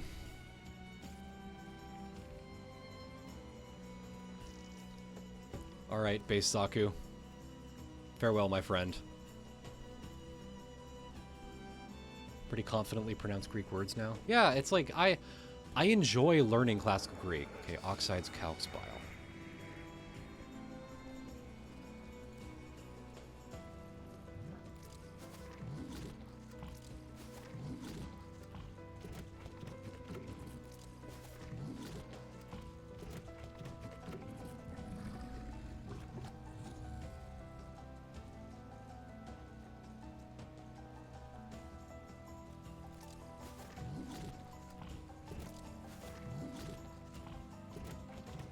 Oxides, calx, and bile. Yes, okay.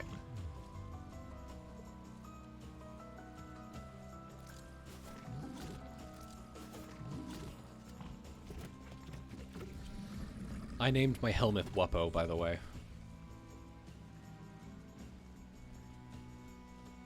You can click the icons to switch to the right tab. It's fine. Confirm. Yup, my Wuppo. Is there a Wuppo in Star Wars? I think that's untrue. Mods, can we mark that as untrue?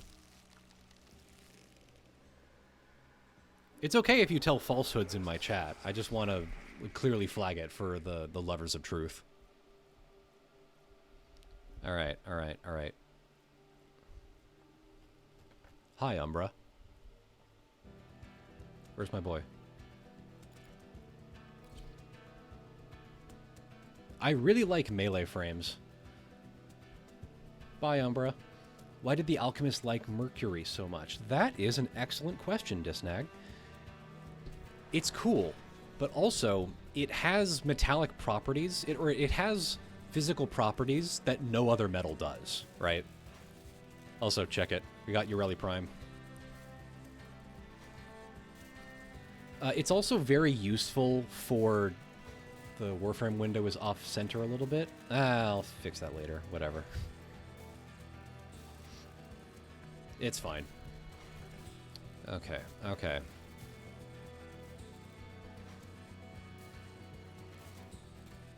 I'm fast? What am I fast at?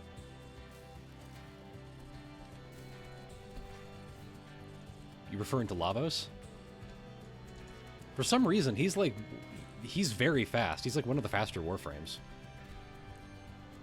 Yeah, mercury alloys dissolve and amalgamate with a lot of other metals, too. And mercury is very useful for getting the metal out of ore. Like, it's very useful for large-scale metallurgy shit. To the point where, like, even up until, like, the 15th century, like, people were still, like, testing the purity of gold with, like, using things that involved fucking, mercury. Don't stop believing, dreamers. Okay, okay. Sorties or Void Flood missions. That's Okay. all we have time for. Yes, mercury can amalgamate with gold and silver, I believe.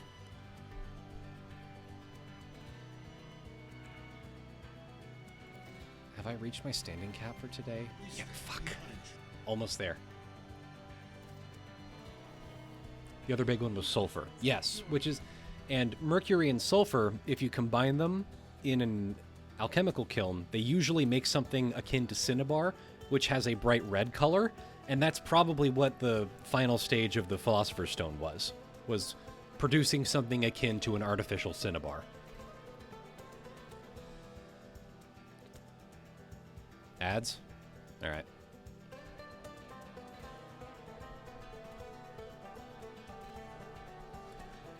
Did modern quackery's appreciation of colloidal silver arise from historical appreciation of mercury, or is it convergent? I think it's convergent.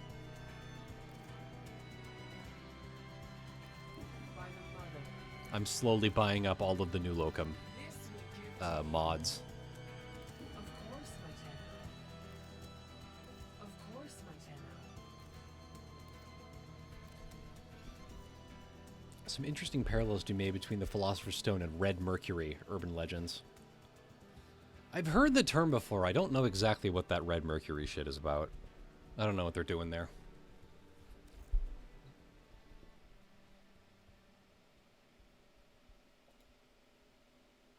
Why are we mad at Opera GX? I mean, it's not good, but were we talking about Opera GX? Both mercury and sulfur can change states comparatively easy, as well, which makes them excellent metaphors, symbols for various processes of change. There you go. Yeah, I lack a lot of chemistry knowledge here. Oh, it's the ad. I see. That's what Opera GX was. Okay. So many interesting metallurgical operations at the time had something red at the end. Yeah, it's interesting.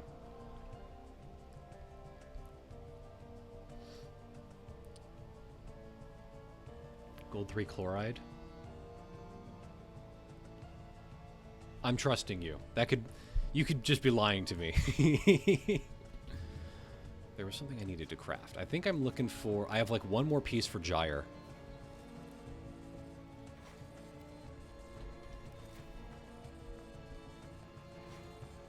Okay, almost there.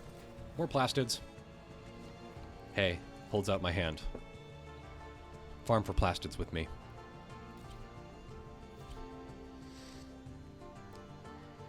I've always wanted to, like, sit down with somebody who actually understands chemistry and metallurgy and, like explore a lot of these questions in classical alchemy. Because I don't really know, like, I know that sulfur's stinky and yellow. I don't really know much else about it.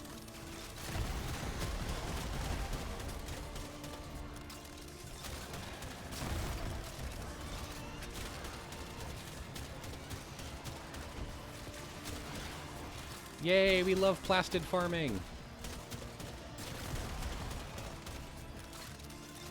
Wrong, pure sulfur isn't stinky. Well, what's stinky then?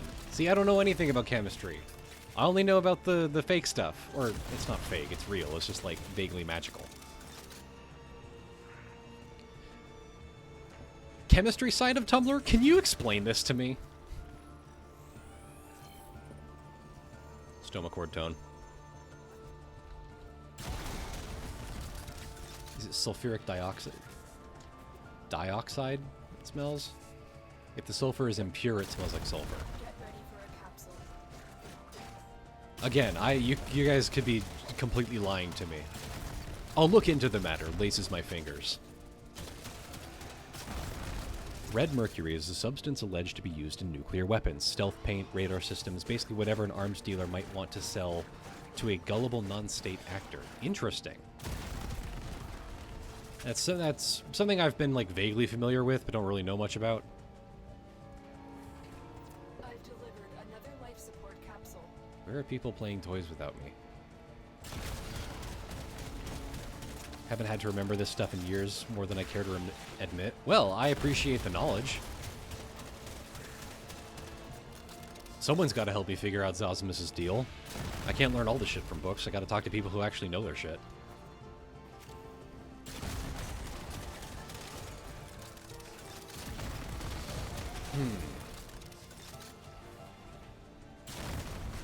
biochemistry traumatized you in undergrad less than I should?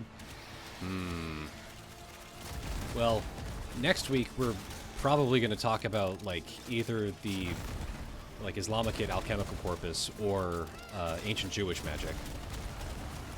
So maybe we'll hold off a week. We'll talk about some Hechalo literature to give you a breather.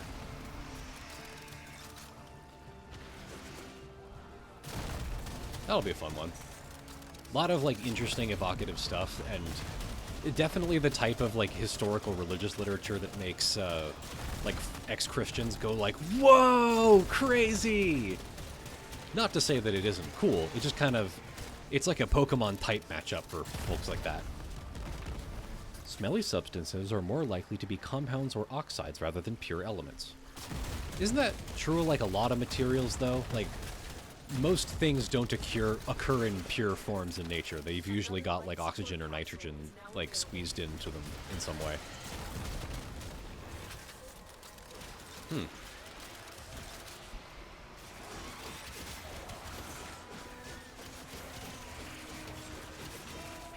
It's more fun here than it's been in the whole 4 years back then. Well, I'm glad.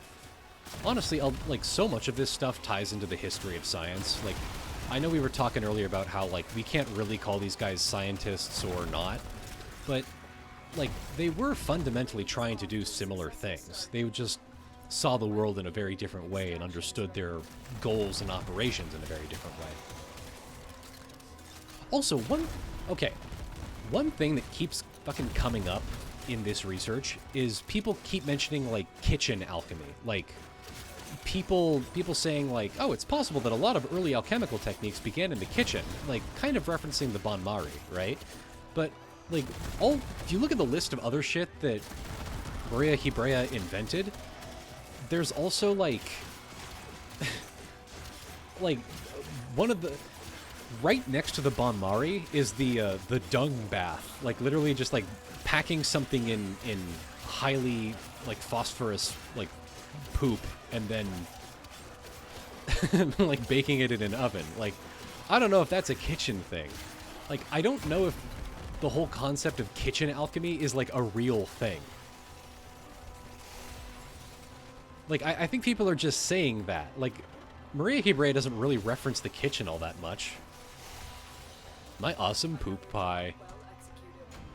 Like, I don't want to make this, like, please understand that my saying this is not a serious accusation, but I think a lot of the I think a lot of the attributions of quote-unquote kitchen alchemy are just because Maria Hebrea was a woman. There's actually some recipes that use burying food in dung, exploits the continuous low heat over a long period. Yup. Like, that is, okay. I know you're all hitting me with the +2s in chat. You have to understand that that is very much a Tumblr take, where I'm just like, I think this is misogyny. I have no real evidence to back that up, but that's where my brain goes. So, don't quote me on that. It could be. It could be an element in that soup. We just don't know. I don't know. This is why I'm saying it to a crowd of like 200 people. Because it's like, Maria Hebrea doesn't really fucking mention kitchen shit. She doesn't mention cooking things. But she invented a thing that can be occasionally used to temper chocolate. So I think people are like, well, obviously, because she was a woman, she learned all of this stuff by cooking for her awesome husband. It's also because people associate double boilers with making chocolate. Yup.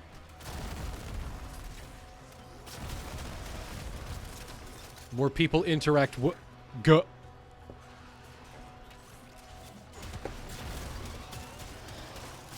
I mean, a lot of alchemical processes that I'm aware of bear some similarity to cooking techniques and processes, but I suspect that has more to do with the effective application of heat and similar concepts than alchemy being a different branch of cookery. Yeah, it's like, you might put things in a kiln in a big dish sometimes. Or you might boil things. Kitchen alchemy does sound like a new agey reinterpretation. I don't know, though. Like, I don't want to falsely attribute that. That could have been, like, an earlier attribution. I don't know. Yeah, and in general, more people interact with cooking than metallurgy. No one's shacking up with mom and distilling the mercury out of cinnabar in the oven, you know? But also, it's like, a lot of these processes are, like, can be repurposed for kitchen shit. Like, a really common alchemical application is just, like, making not tinctures, suffumigations, I believe it is. It's basically smoking something. Like, a lot of the apparatuses that are used for alchemical applications are also just like, you can put meat in that and use it to cook a meat. Because it's really just applying heat to shit in different specific ways.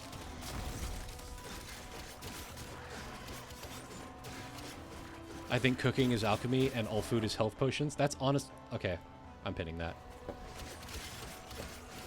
Kind of real. Kind of true, actually.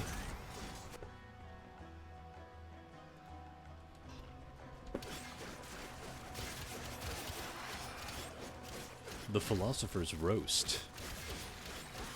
The Philosopher's Bone in chicken.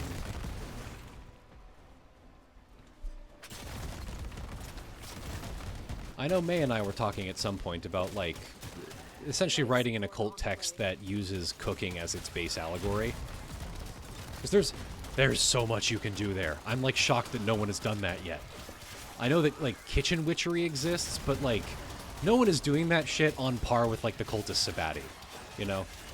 No one's approaching that with a truly serious level of depth. I think there's a lot there.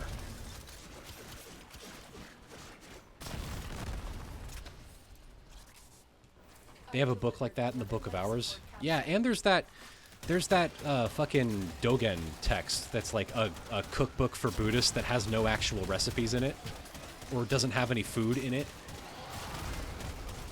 Like, just truly fascinating shit. If you know the Book of Hours, put it in the Discord. Because I'd be fascinated to check that out. Oh, the game is Book of Hours. Oh, okay. Yet another game I am going to appreciate from afar and probably never play myself.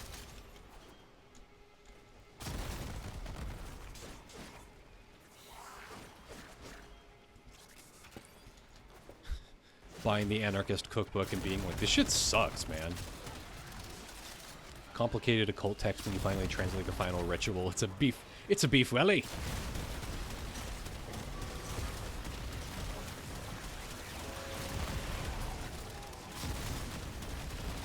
Yeah. A Book of Hours is a real life type of, like, Christian religious text. I didn't realize you're not dumb. I'm just, like, more history pilled than I am video game pilled.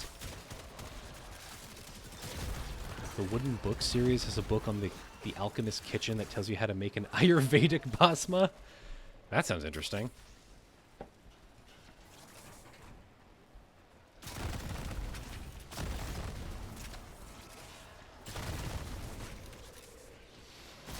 It's interesting how, like, once you get to the Islamic world, things get a lot more practical in a lot of ways. Like, Islamic alchemists are, possibly because of, like, the refocusing on monotheism, so much of it is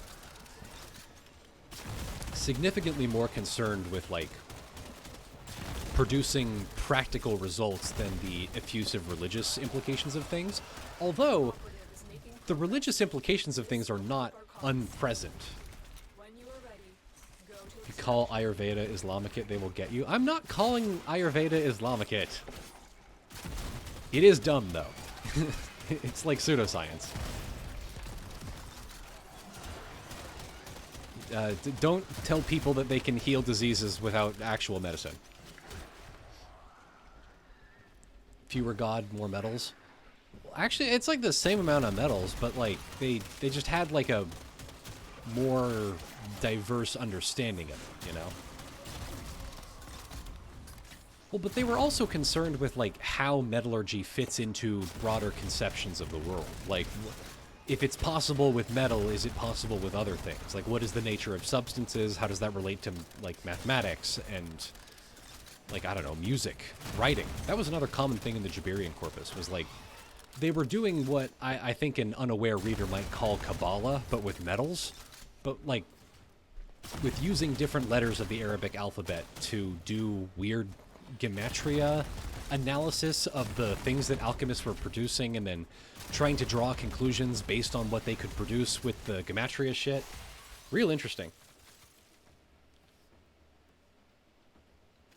Yeah, like the golden, like the Islamic Golden Age was doing crazy shit. Isn't the biblical god a metallurgy god? What do you mean by that? Like a smith god, or at least derived from one? Not really. I don't think so. I've never heard like the ancient Israelite god considered like a metallurgy god.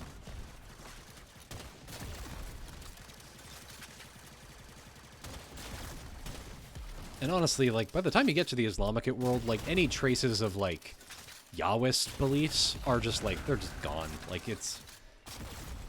You get scraps.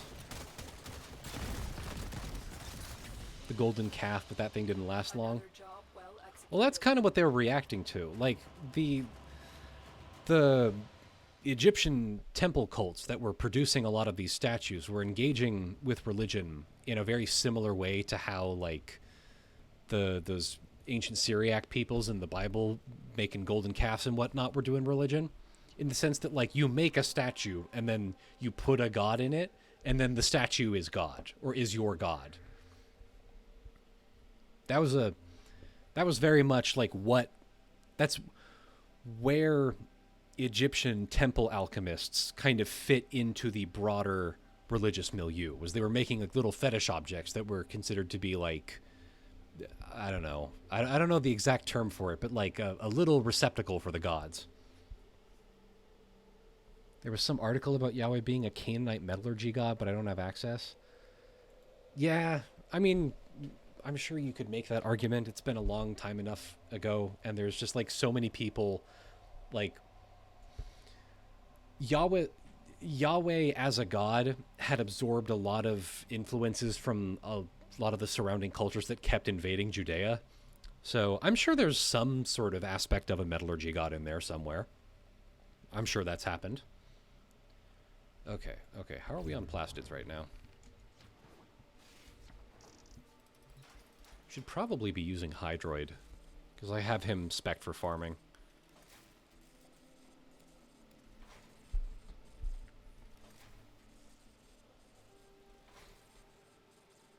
There we go. All right. Gyre is now in the oven.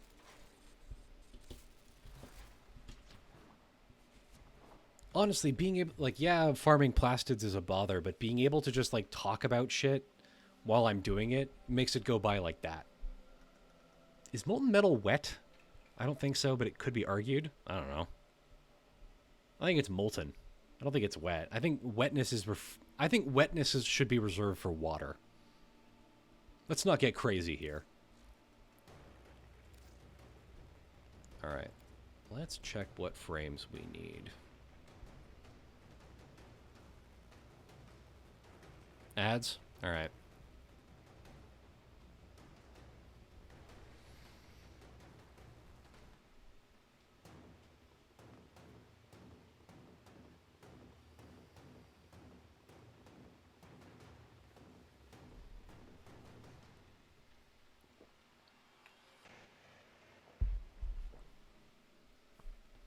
I love water.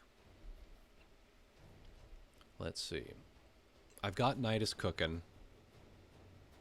I know Oberon is available in Steel Path. So is Octavia.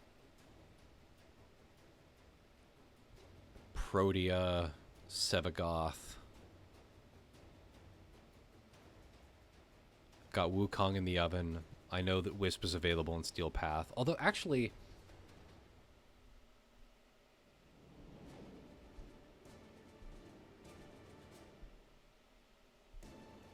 yeah, I have Octavia's blueprint. Where the hell do you get her parts? Hang on, let me Google this.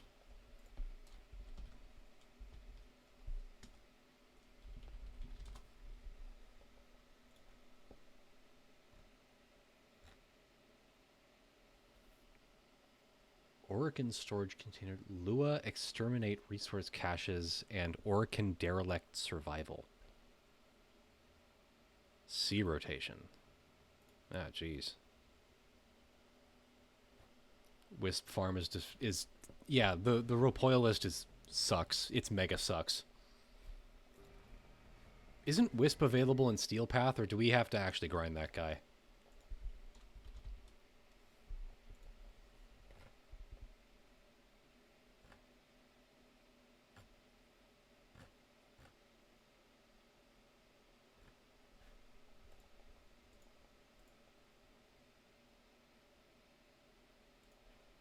I have a pretty good amp. Or not Steel Path, the circuit. Yeah, let me check. Because that might be the next thing that we tackle, is farming the bosses for the various parts.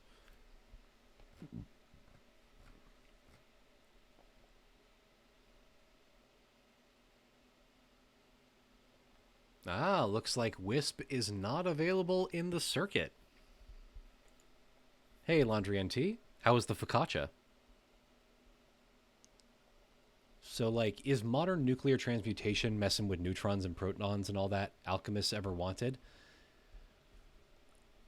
It's hard to say. Like, it's such a different understanding of the world that I think they would be...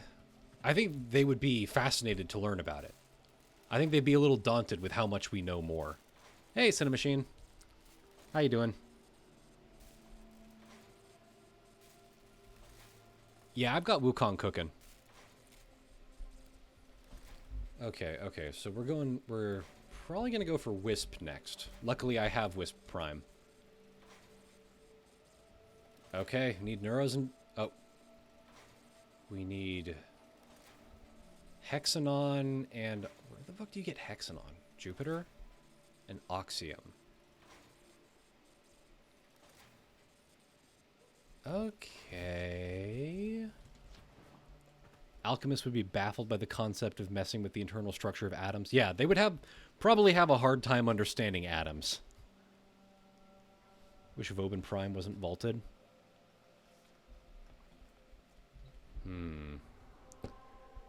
Alright. I do need Oxium. Defense. Yeah, let's keep chatting. Let's crack some relics. Farm some Oxium.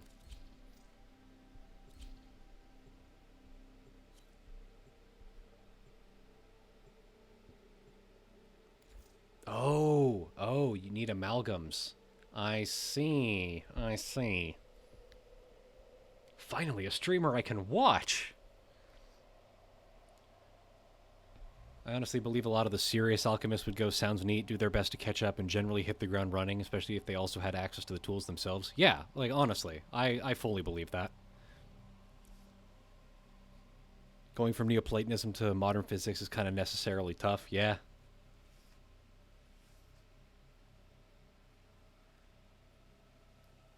Ropoilus is the fastest way to farm it. Is it? I mean, we need the Neuros anyway.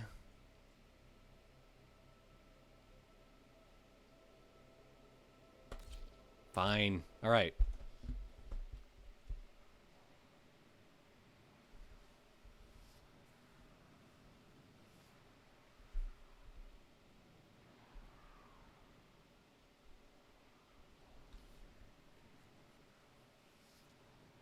Nile Red is an alchemist to you? I think he's just a chemist. You can't really do alchemy anymore. Like, it's not possible, you know?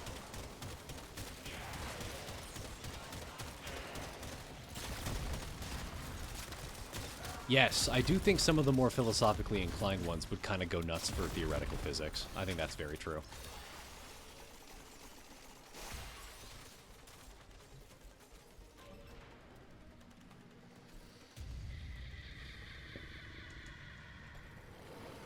Bird.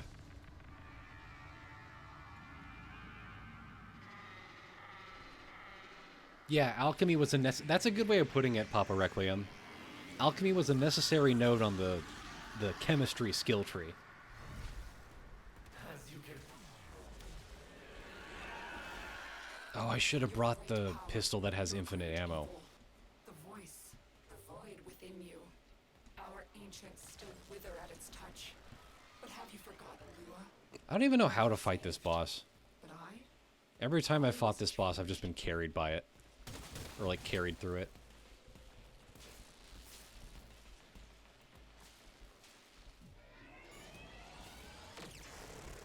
Youch! Clever, but maybe a little singed, are we? It's charged near capacity. What now?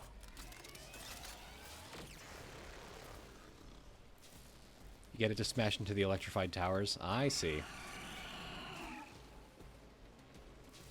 Kill bird! Kill my bird!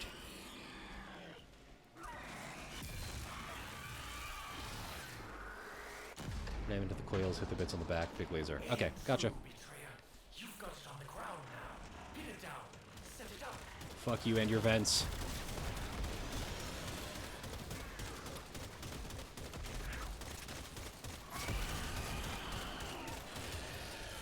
Yow! Bitch! Now's your chance.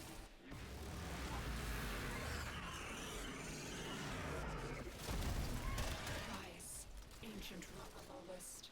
My other flesh. Your sacrifice will breed a new way. For a new kind.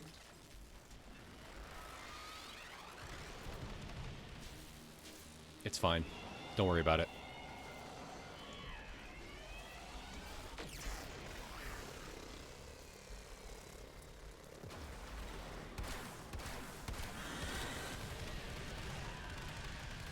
My friend claimed her Italian father was an alchemist. He was a jeweler who made a ring for her with a mercury bubble in it, dangerous, and she taught me about hermetic symbolism and stuff. That's kind of cool. Like, if your dad can actually make you a ring with, like, very dangerous materials in it, that's kind of cool. Alchemy seems less like a belief and more like a system of knowledge gathering and use. Is that correct? Yeah, that's like more of a better way to put it. It's like it's a practical discipline that occasionally had religious and spiritual elements. And had a transmission tradition of, like, weird occult knowledge and coded messaging. And void. Suffer well, ancient child. Do not relent. What are you going to call the channel points? I don't know. What should we call the channel points? I haven't really thought about that.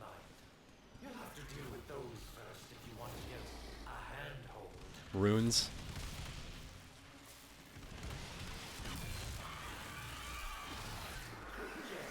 Thoth coins. Ooblets. I want to smell it all the way down here. You need 20 more Gnosis points.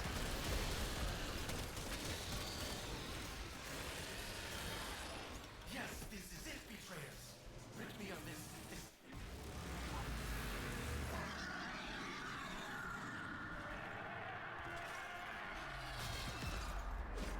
Each channel point can be called 30 rubles.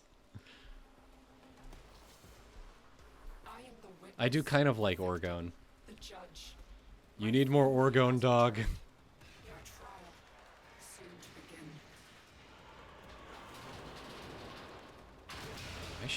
I should use Zephyr for this.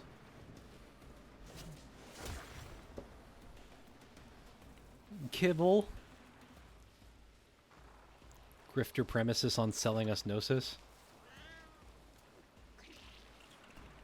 Get my Orgone up. By watching, we are accumulating Orgone. That's true. Orgone kibble? I'm kind of like an Orgone. Big stretch.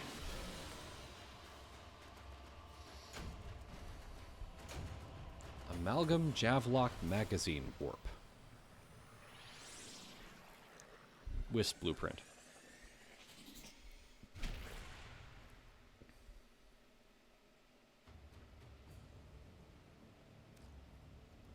What symbol will represent your channel points? Is there an Orgone symbol? Somebody has to have made one that's, like, generally understood, right? Watching cryptotheism live on Twitch is most closely apparented to jacking off or giving birth. That's true. Every time knowledge enters your head, it squeezes out a little bit of your orgone.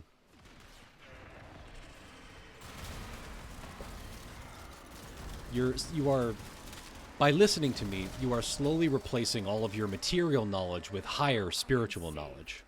By family.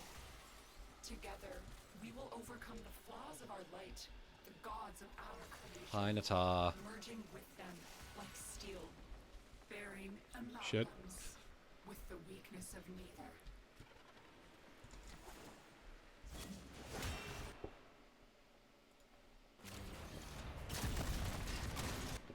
No, no jacking off. Not on my stream. Crass. You have to retain all knowledge and bodily fluids.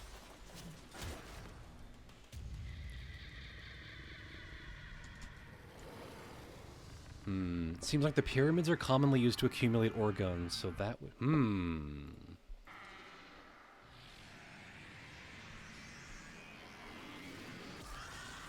Oh yeah, by the way, fuck yuckers and fuck excreters. If you excrete or yuck, you're banned from the channel. Your great power, your great evil, the voice, the void within you. Our ancients still wither at its touch. But have you forgotten Our who you ancients are? still wither You were at its saved. touch. And I was changed. My yucky. There's enough juice in that capacitor to flash fire. I do like the idea that the channel points are like a little bit of a white pharaoh ass thing. To it. Bird.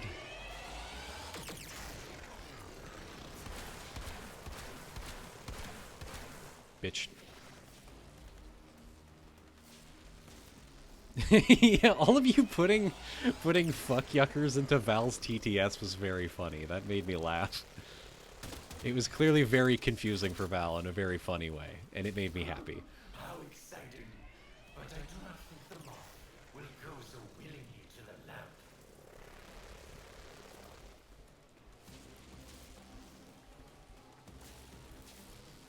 Ooh, we could have our channel point symbol could be an Ankh.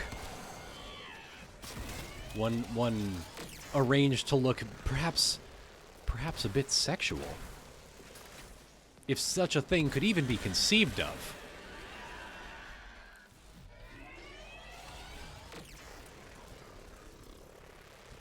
God help the man who imagines a sexual symbol. It's never been done before. Please.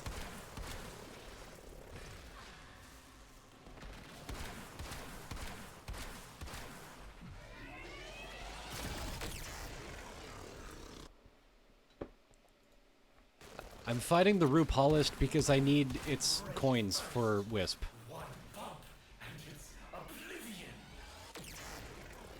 Come on!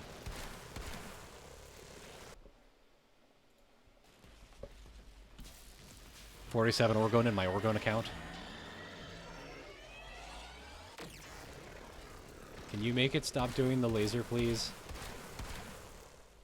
I think Disruption may be the fastest way to get Hexen on. The Demolists are all Amalgam enemies. Aha!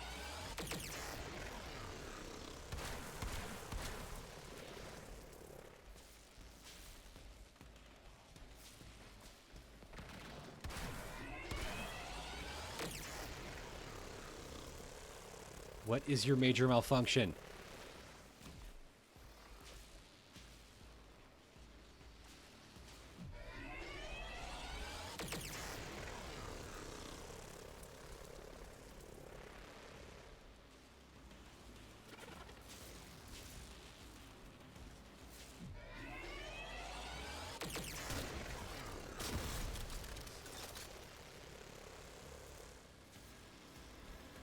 They'll never expect another sentient laser attack.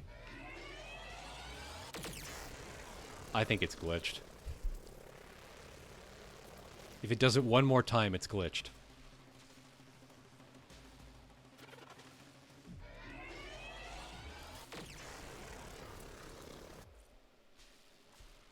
Are there fun Warframe bosses? But looter shooters never have fun bosses, you know? You ever played Borderlands? You ever remember playing a Borderlands boss that you had a lot of fun fighting? And not just like, oh, I remember that fight, but like, oh, man, that's a fun fight, and I look forward to it every time I play Borderlands. Like, nah. I love a good looter shooter. Yeah, Bunker. Actually, Eerie Jury, yeah, the Effervon tank is kind of fun.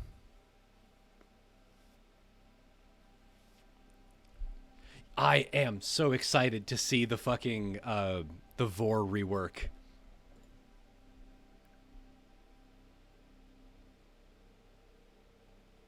Yeah, the Jackal fight is funny.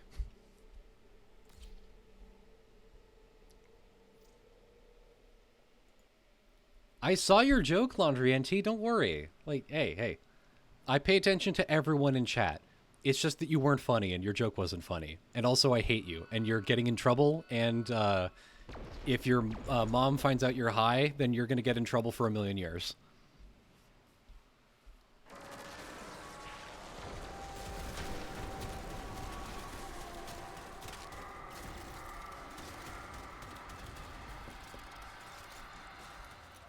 Yeah, remember, everyone knows you're high, and the police are on their way to your house right now. And right behind you, there's a scary demon that has, like, a horse face, but it's, like, made of bones and meat, and it's, like, really mad at you, and it's scary.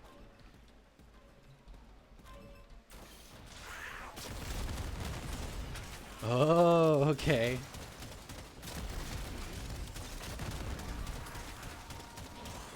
I'm glad you laughed, Laundry NT. I want to make it very clear that I'm not actually mad at you. It's just fun to, like, roast people sometimes, I don't know. A new concept for a joke that I've invented, where you're, like, you, like, pretend to be mean, but you're not actually being mean.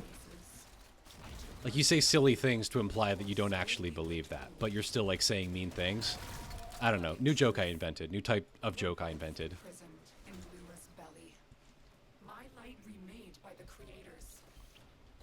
I'm calling it telling a Mino.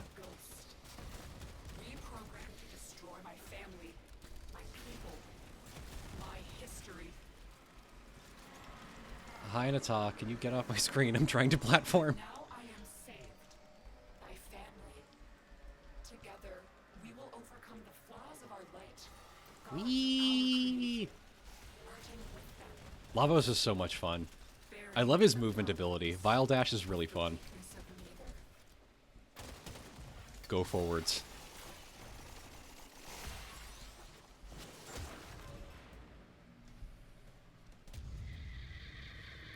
Shows up to Yap and takes over a whole quarter of your screen. Exactly. Yet to see her turn back to Nata. She only does it on this level. Oh yeah, spoilers, by the way, for Warframe. Although, if you can figure out what exactly that's spoiling, like, yeah, good luck. Your great power, your great evil, the voice, the void within you. Our ancients still wither at its touch. But have you forgotten, Lua? You were saved. But I was changed. They should rework Warframe entirely to be about Vor with the rest of the plot as a small side story. I've been talking with friends who were like, oh yeah, I used to like play Warframe back in like, you know, 2016, but I kind of left. I was like, do you remember Captain Vor? And they're like, oh yeah, I remember Captain Vor. And they're like, he's like nothing now. Like you can kill him in 2 shots.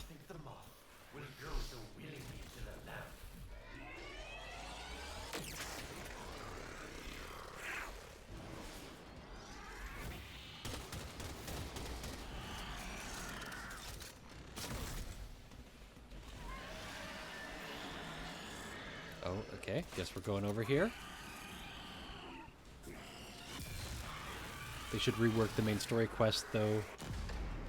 I went to YouTube for a Warframe plot summary, and the video I found was 10 hours long. That seems a bit excessive. Let me go! Everybody want to be Vodividia.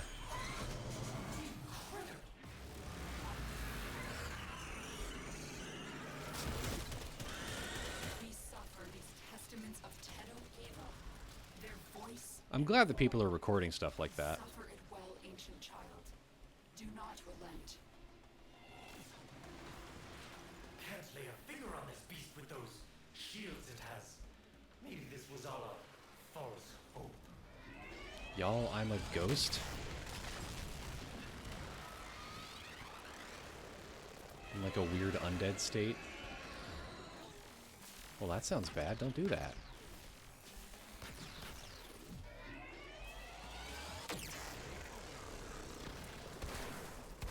I think somebody like fell out of the map or something.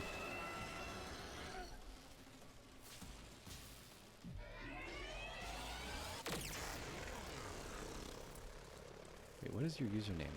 Is it Ash Puppy? Ash Puppy 2076. We found an Ash Puppy. A bird is trying to kill it.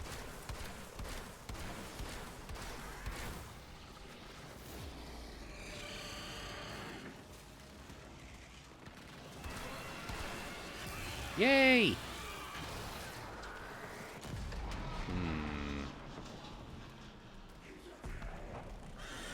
A singular ashen puppy!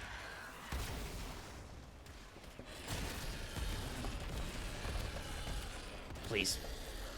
Please.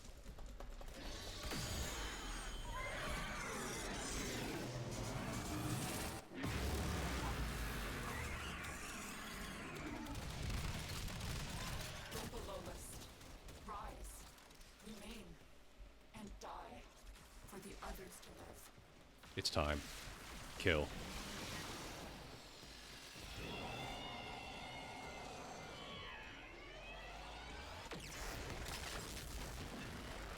Why does it keep saying get to the objective? I don't know. This fight is a little bit glitchy.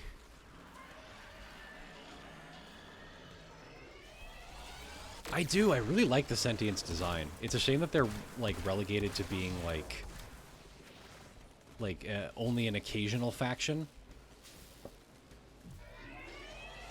If there's anything I think not Warframe, but Borderlands did well as a looter shooter was like the enemy varieties are all very interesting to fight. Like the way that fighting groups of enemies works is always interesting.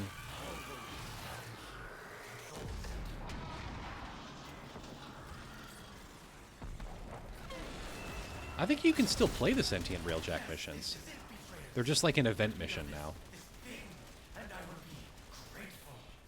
You talking about the ones where you like board a sentient ship and whatnot?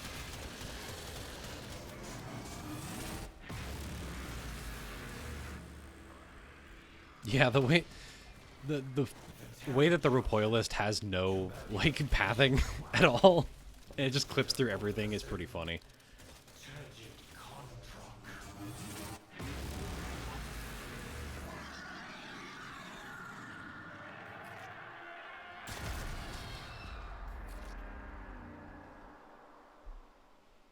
Space combat against sentient fighters? Oh, they had that? I didn't know about that. So it is. So you Hi, have Nata. done Thank you. time and again, eradicating my Bird Down. history. So You're watching Bird Down, the best show in the Origin system. Whoa! I made it. First time I tried to fight Lephantis, the mission ran out of time, and it wasn't a timed mission. Wow. I didn't even know that could happen. Lephantis has such a cool design for such an easy fight.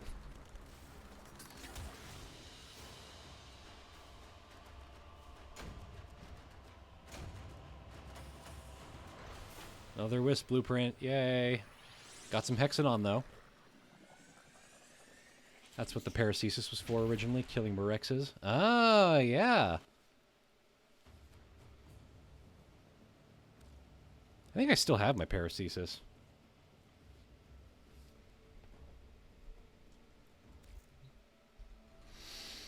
Alright, gang, what do you think? One more? One more for the road?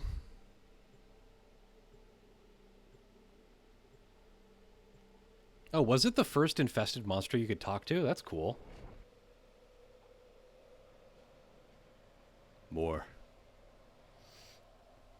Ugh.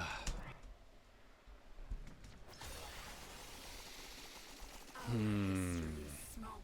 Let's see. For next week, what do you guys want to do? You want to do Jewish magic, or do you want to head to the Islamic world?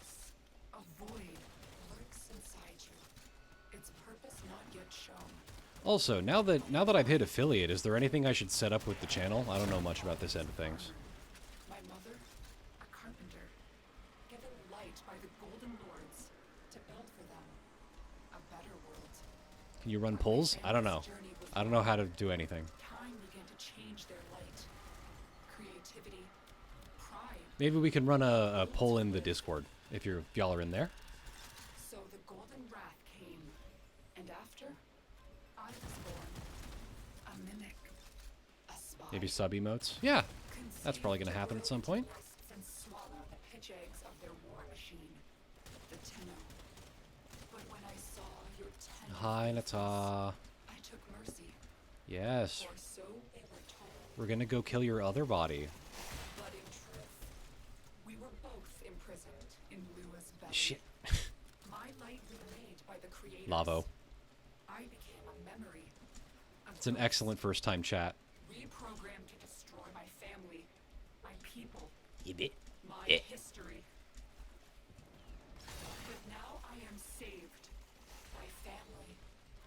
Together, we will overcome the flaws of our light. I need Emerald Tablet. gods of I our need Emerald creation, Tablet. merging with them. Gotta bring over the emotes from the Discord. Yes, that is an excellent idea. With the weakness of neither.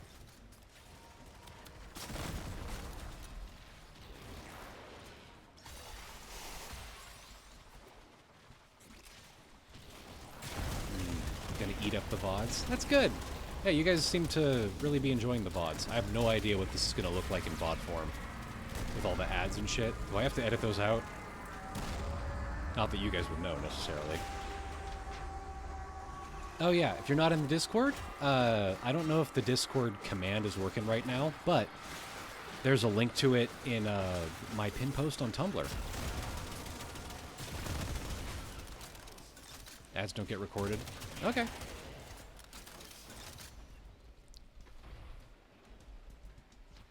I want to do more entity streams with Meat Planet. That was a lot of fun. Yay, there's the Discord. Yeah, if you want to join, hit up that link. It'll be fun.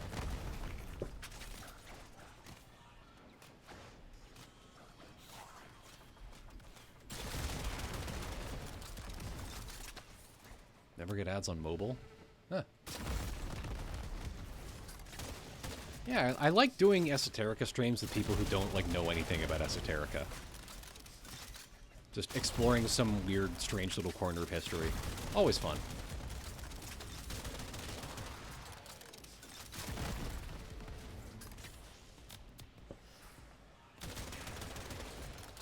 Come on, buddy.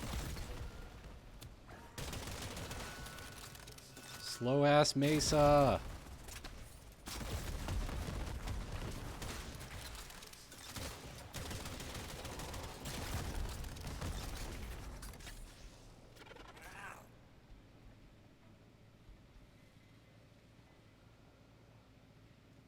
What frame is this?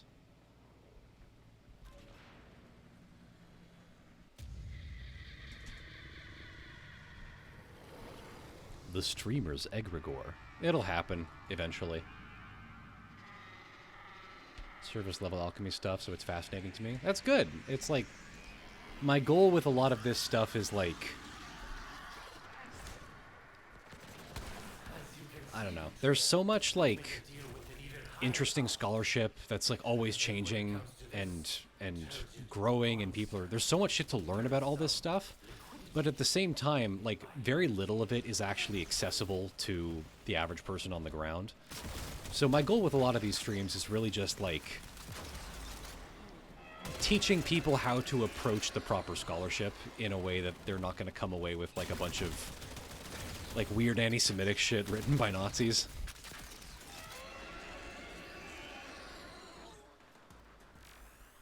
You've been my introduction to Esoterica. Didn't think I'd find it as fascinating, but I do. Dr. Justin Sledge subscriber now. Good! I'm glad. That makes me really happy.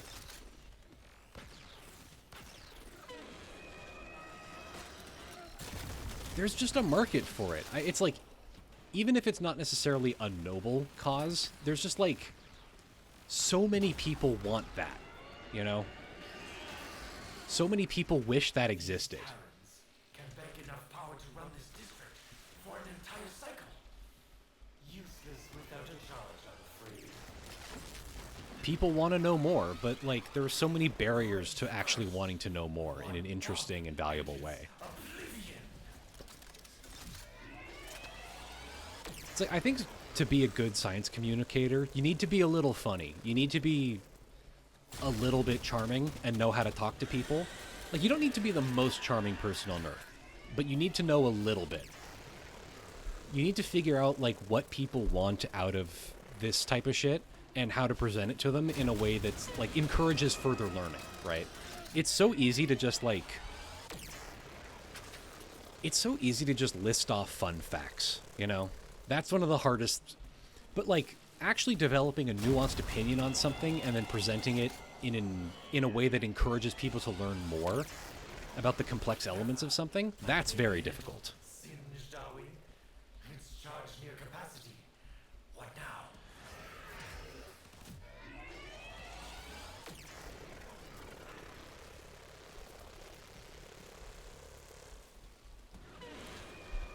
I think it's part of why Twitch is so good for this type of thing, because people can ask questions, right? Like, so much of this shit is like... it's kind of like what we talked about in the fucking... the Plato and Socrates episode, where it's a lot of learning. It's less teaching people facts, and actually more like stripping misconceptions. It's like... the fact that people can ask questions and I can, like, dispel things or, like, correct an understanding is so much more useful than just being able to write a good essay. I think to be a good science communicator, you do need to be able to write a good essay, but being able to effectively respond to and kind of meet people halfway with, like, having a conversation, that's really, really important. Yay! Yeah, it's like finding mental food that is both tasty and nutrient-rich. That's a good metaphor. I'm trying to be the fucking, like, Mediterranean cuisine of esotericism. You know, tasty, filling, got a lot of good nutrients and whatnot, not overly filling. Very, nutritionally diverse. Quietly gonna point to my last message in case you might be interested. I can't read that. Mental nutrients sounds like the type of shit Kellogg would make up. I don't know. Kellogg was weird. Let me go! Sorry, gentlemen, I can't read what you said.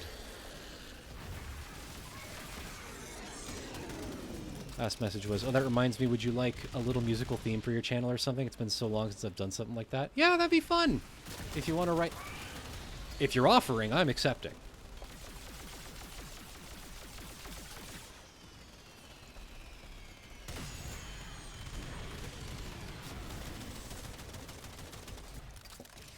I'd love a little ditty. Can we delve into the esoteric nature of Kellogg? That could be fun eventually. I'd want that. He's one of my, like, favorite figures in all of esoteric history. I'd want to save that for, like, a special stream, you know?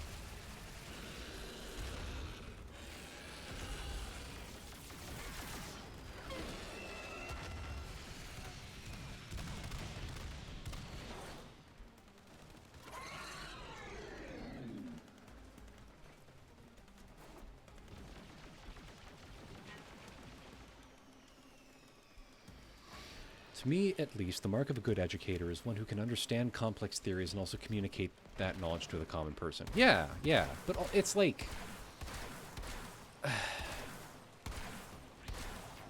one of the hardest things to do is, like, explain to people that you're wrong, that, like, the person teaching you is wrong, and there's, like, way more shit that is out there to learn. Any wishes regarding the vibe? Honestly, just feel it out.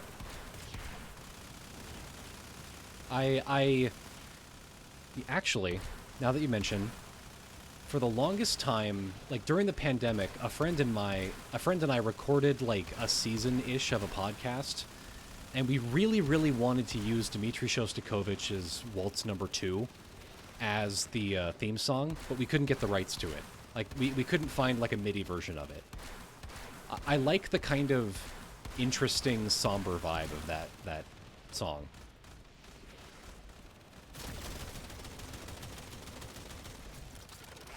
So if you're feeling Shostakovich or Rachmaninoff, hit that up.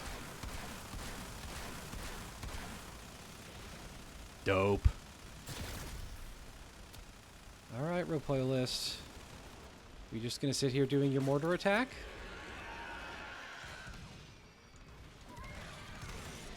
Hey, buddy.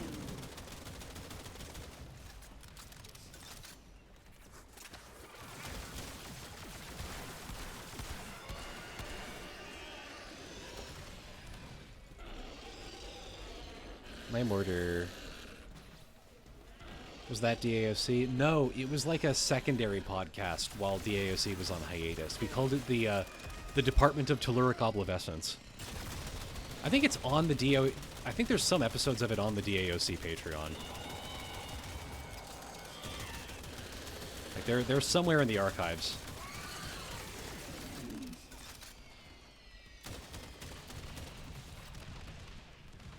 I had an amazing professor for classics in college. He'd invite students to tea parties where they would have conversations about ancient Greek lit as equals. She was so fun. That sounds really nice. Like, I feel like that's what grad school should be. It's just like drinking with your professors.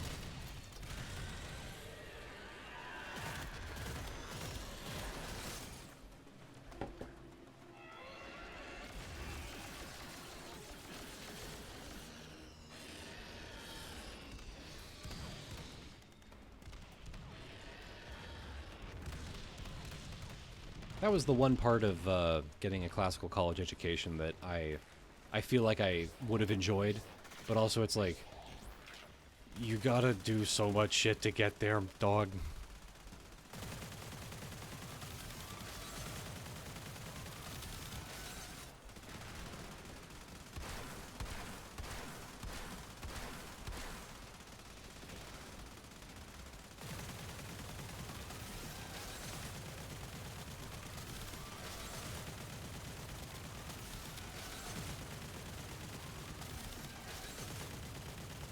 Come on, buddy.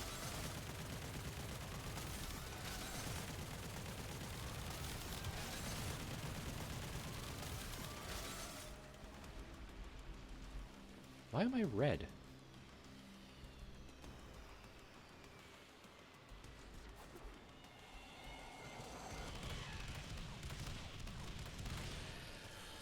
I am my own enemy.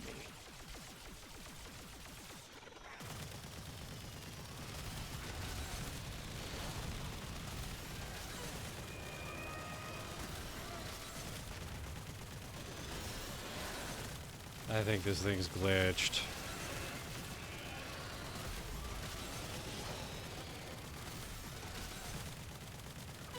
Luckily, this gun has infinite ammo.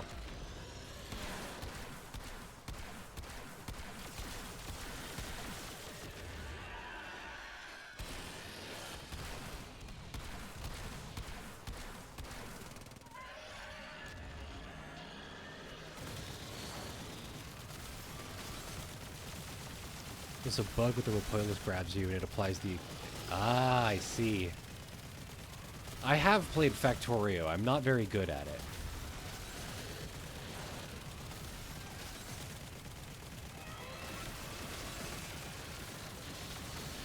Okay, this is glitched. I'm yucking out.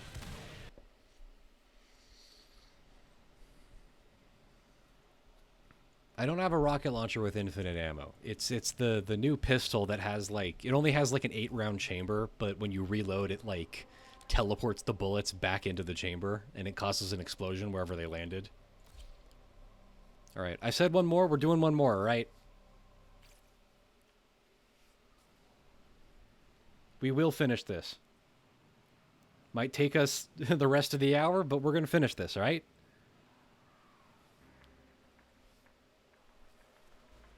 Oh, you're referencing the game clam, the awesome game clam.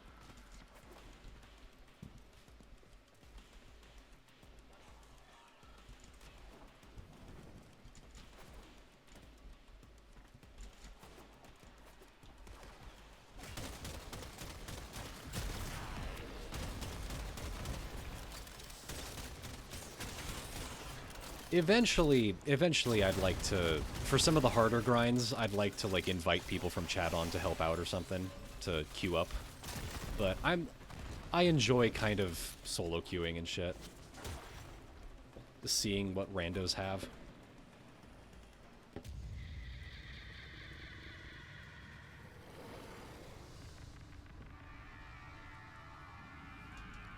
The Game Clam is a fake game console invented by some other streamers. It's very funny.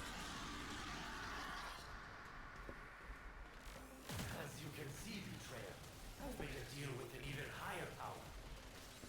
But when it comes to this turgid monster, there is some Why does he call it turgid? What is turgid about it? loyalty.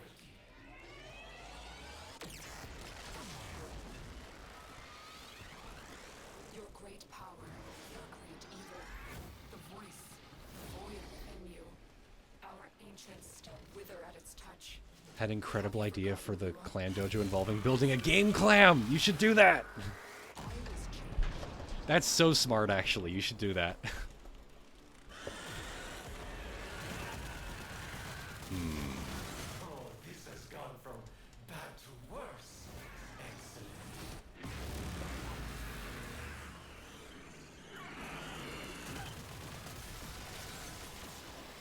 What is happening?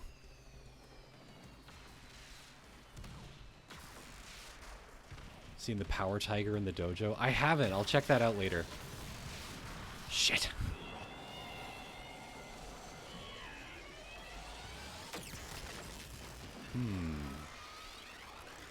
Oh, your dad works at RTVS and he got a game clam? Lucky.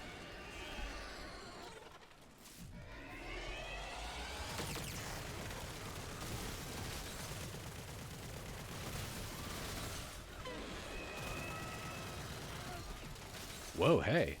Hey, Moon of Curses, welcome to chat. Earlier we were talking about Alexandrian Alchemy. Now we're grinding a very glitchy boss.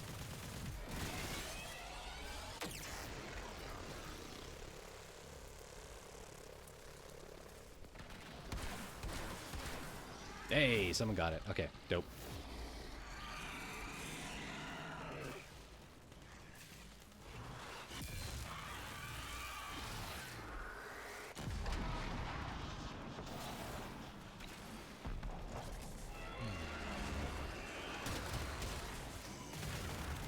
Alright, what's next for the book, actually? Probably need to, like, actually write out the Zosimos section. But, well, that should be pretty easy.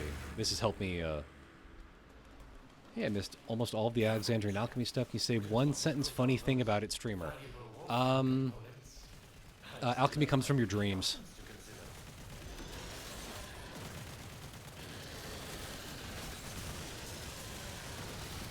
Let's see, I probably got to write the Zosimos section, talk about the birth of alchemy and Alexandria in general, but after that, I probably need to revisit the shit on Jewish alchemy I already have.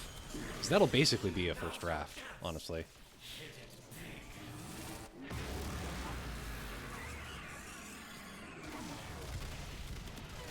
Rise, ancient ropobolist. My other flesh. Your sacrifice. Yeah, honestly, once I finish like the Zasimos section, we'll have like an actually finished rough draft.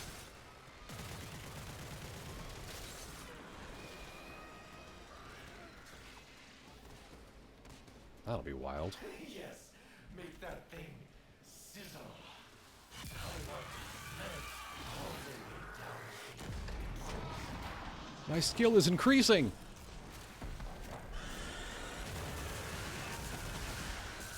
Yes, this is it, betrayer. Rid me of this thing, and I will be grateful. Fried chicken. Yup, my yucky. This guy kinda is a yucky. My yucky metal chicken. The Terran Charger. Too bad the articulation never worked. Might have rid us both of a certain... Any idea when the book is coming out, CT? No.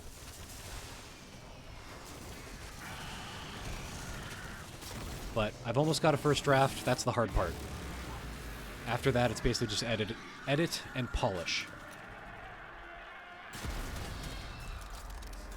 I think, like, at the earliest, might be end of this year. At the latest, who knows? So it is. So you have We're getting there. Been working on it for a while, but we're getting there. eradicated my Gonna translate it into Polish. history. So it would be with I would like to translate it into as many things as possible, but I don't know. That's gonna cost a lot of money and time.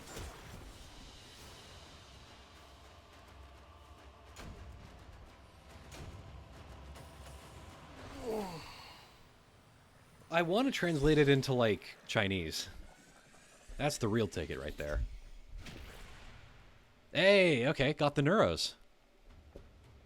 The power of just one more gets you the part you need. Never stop gambling.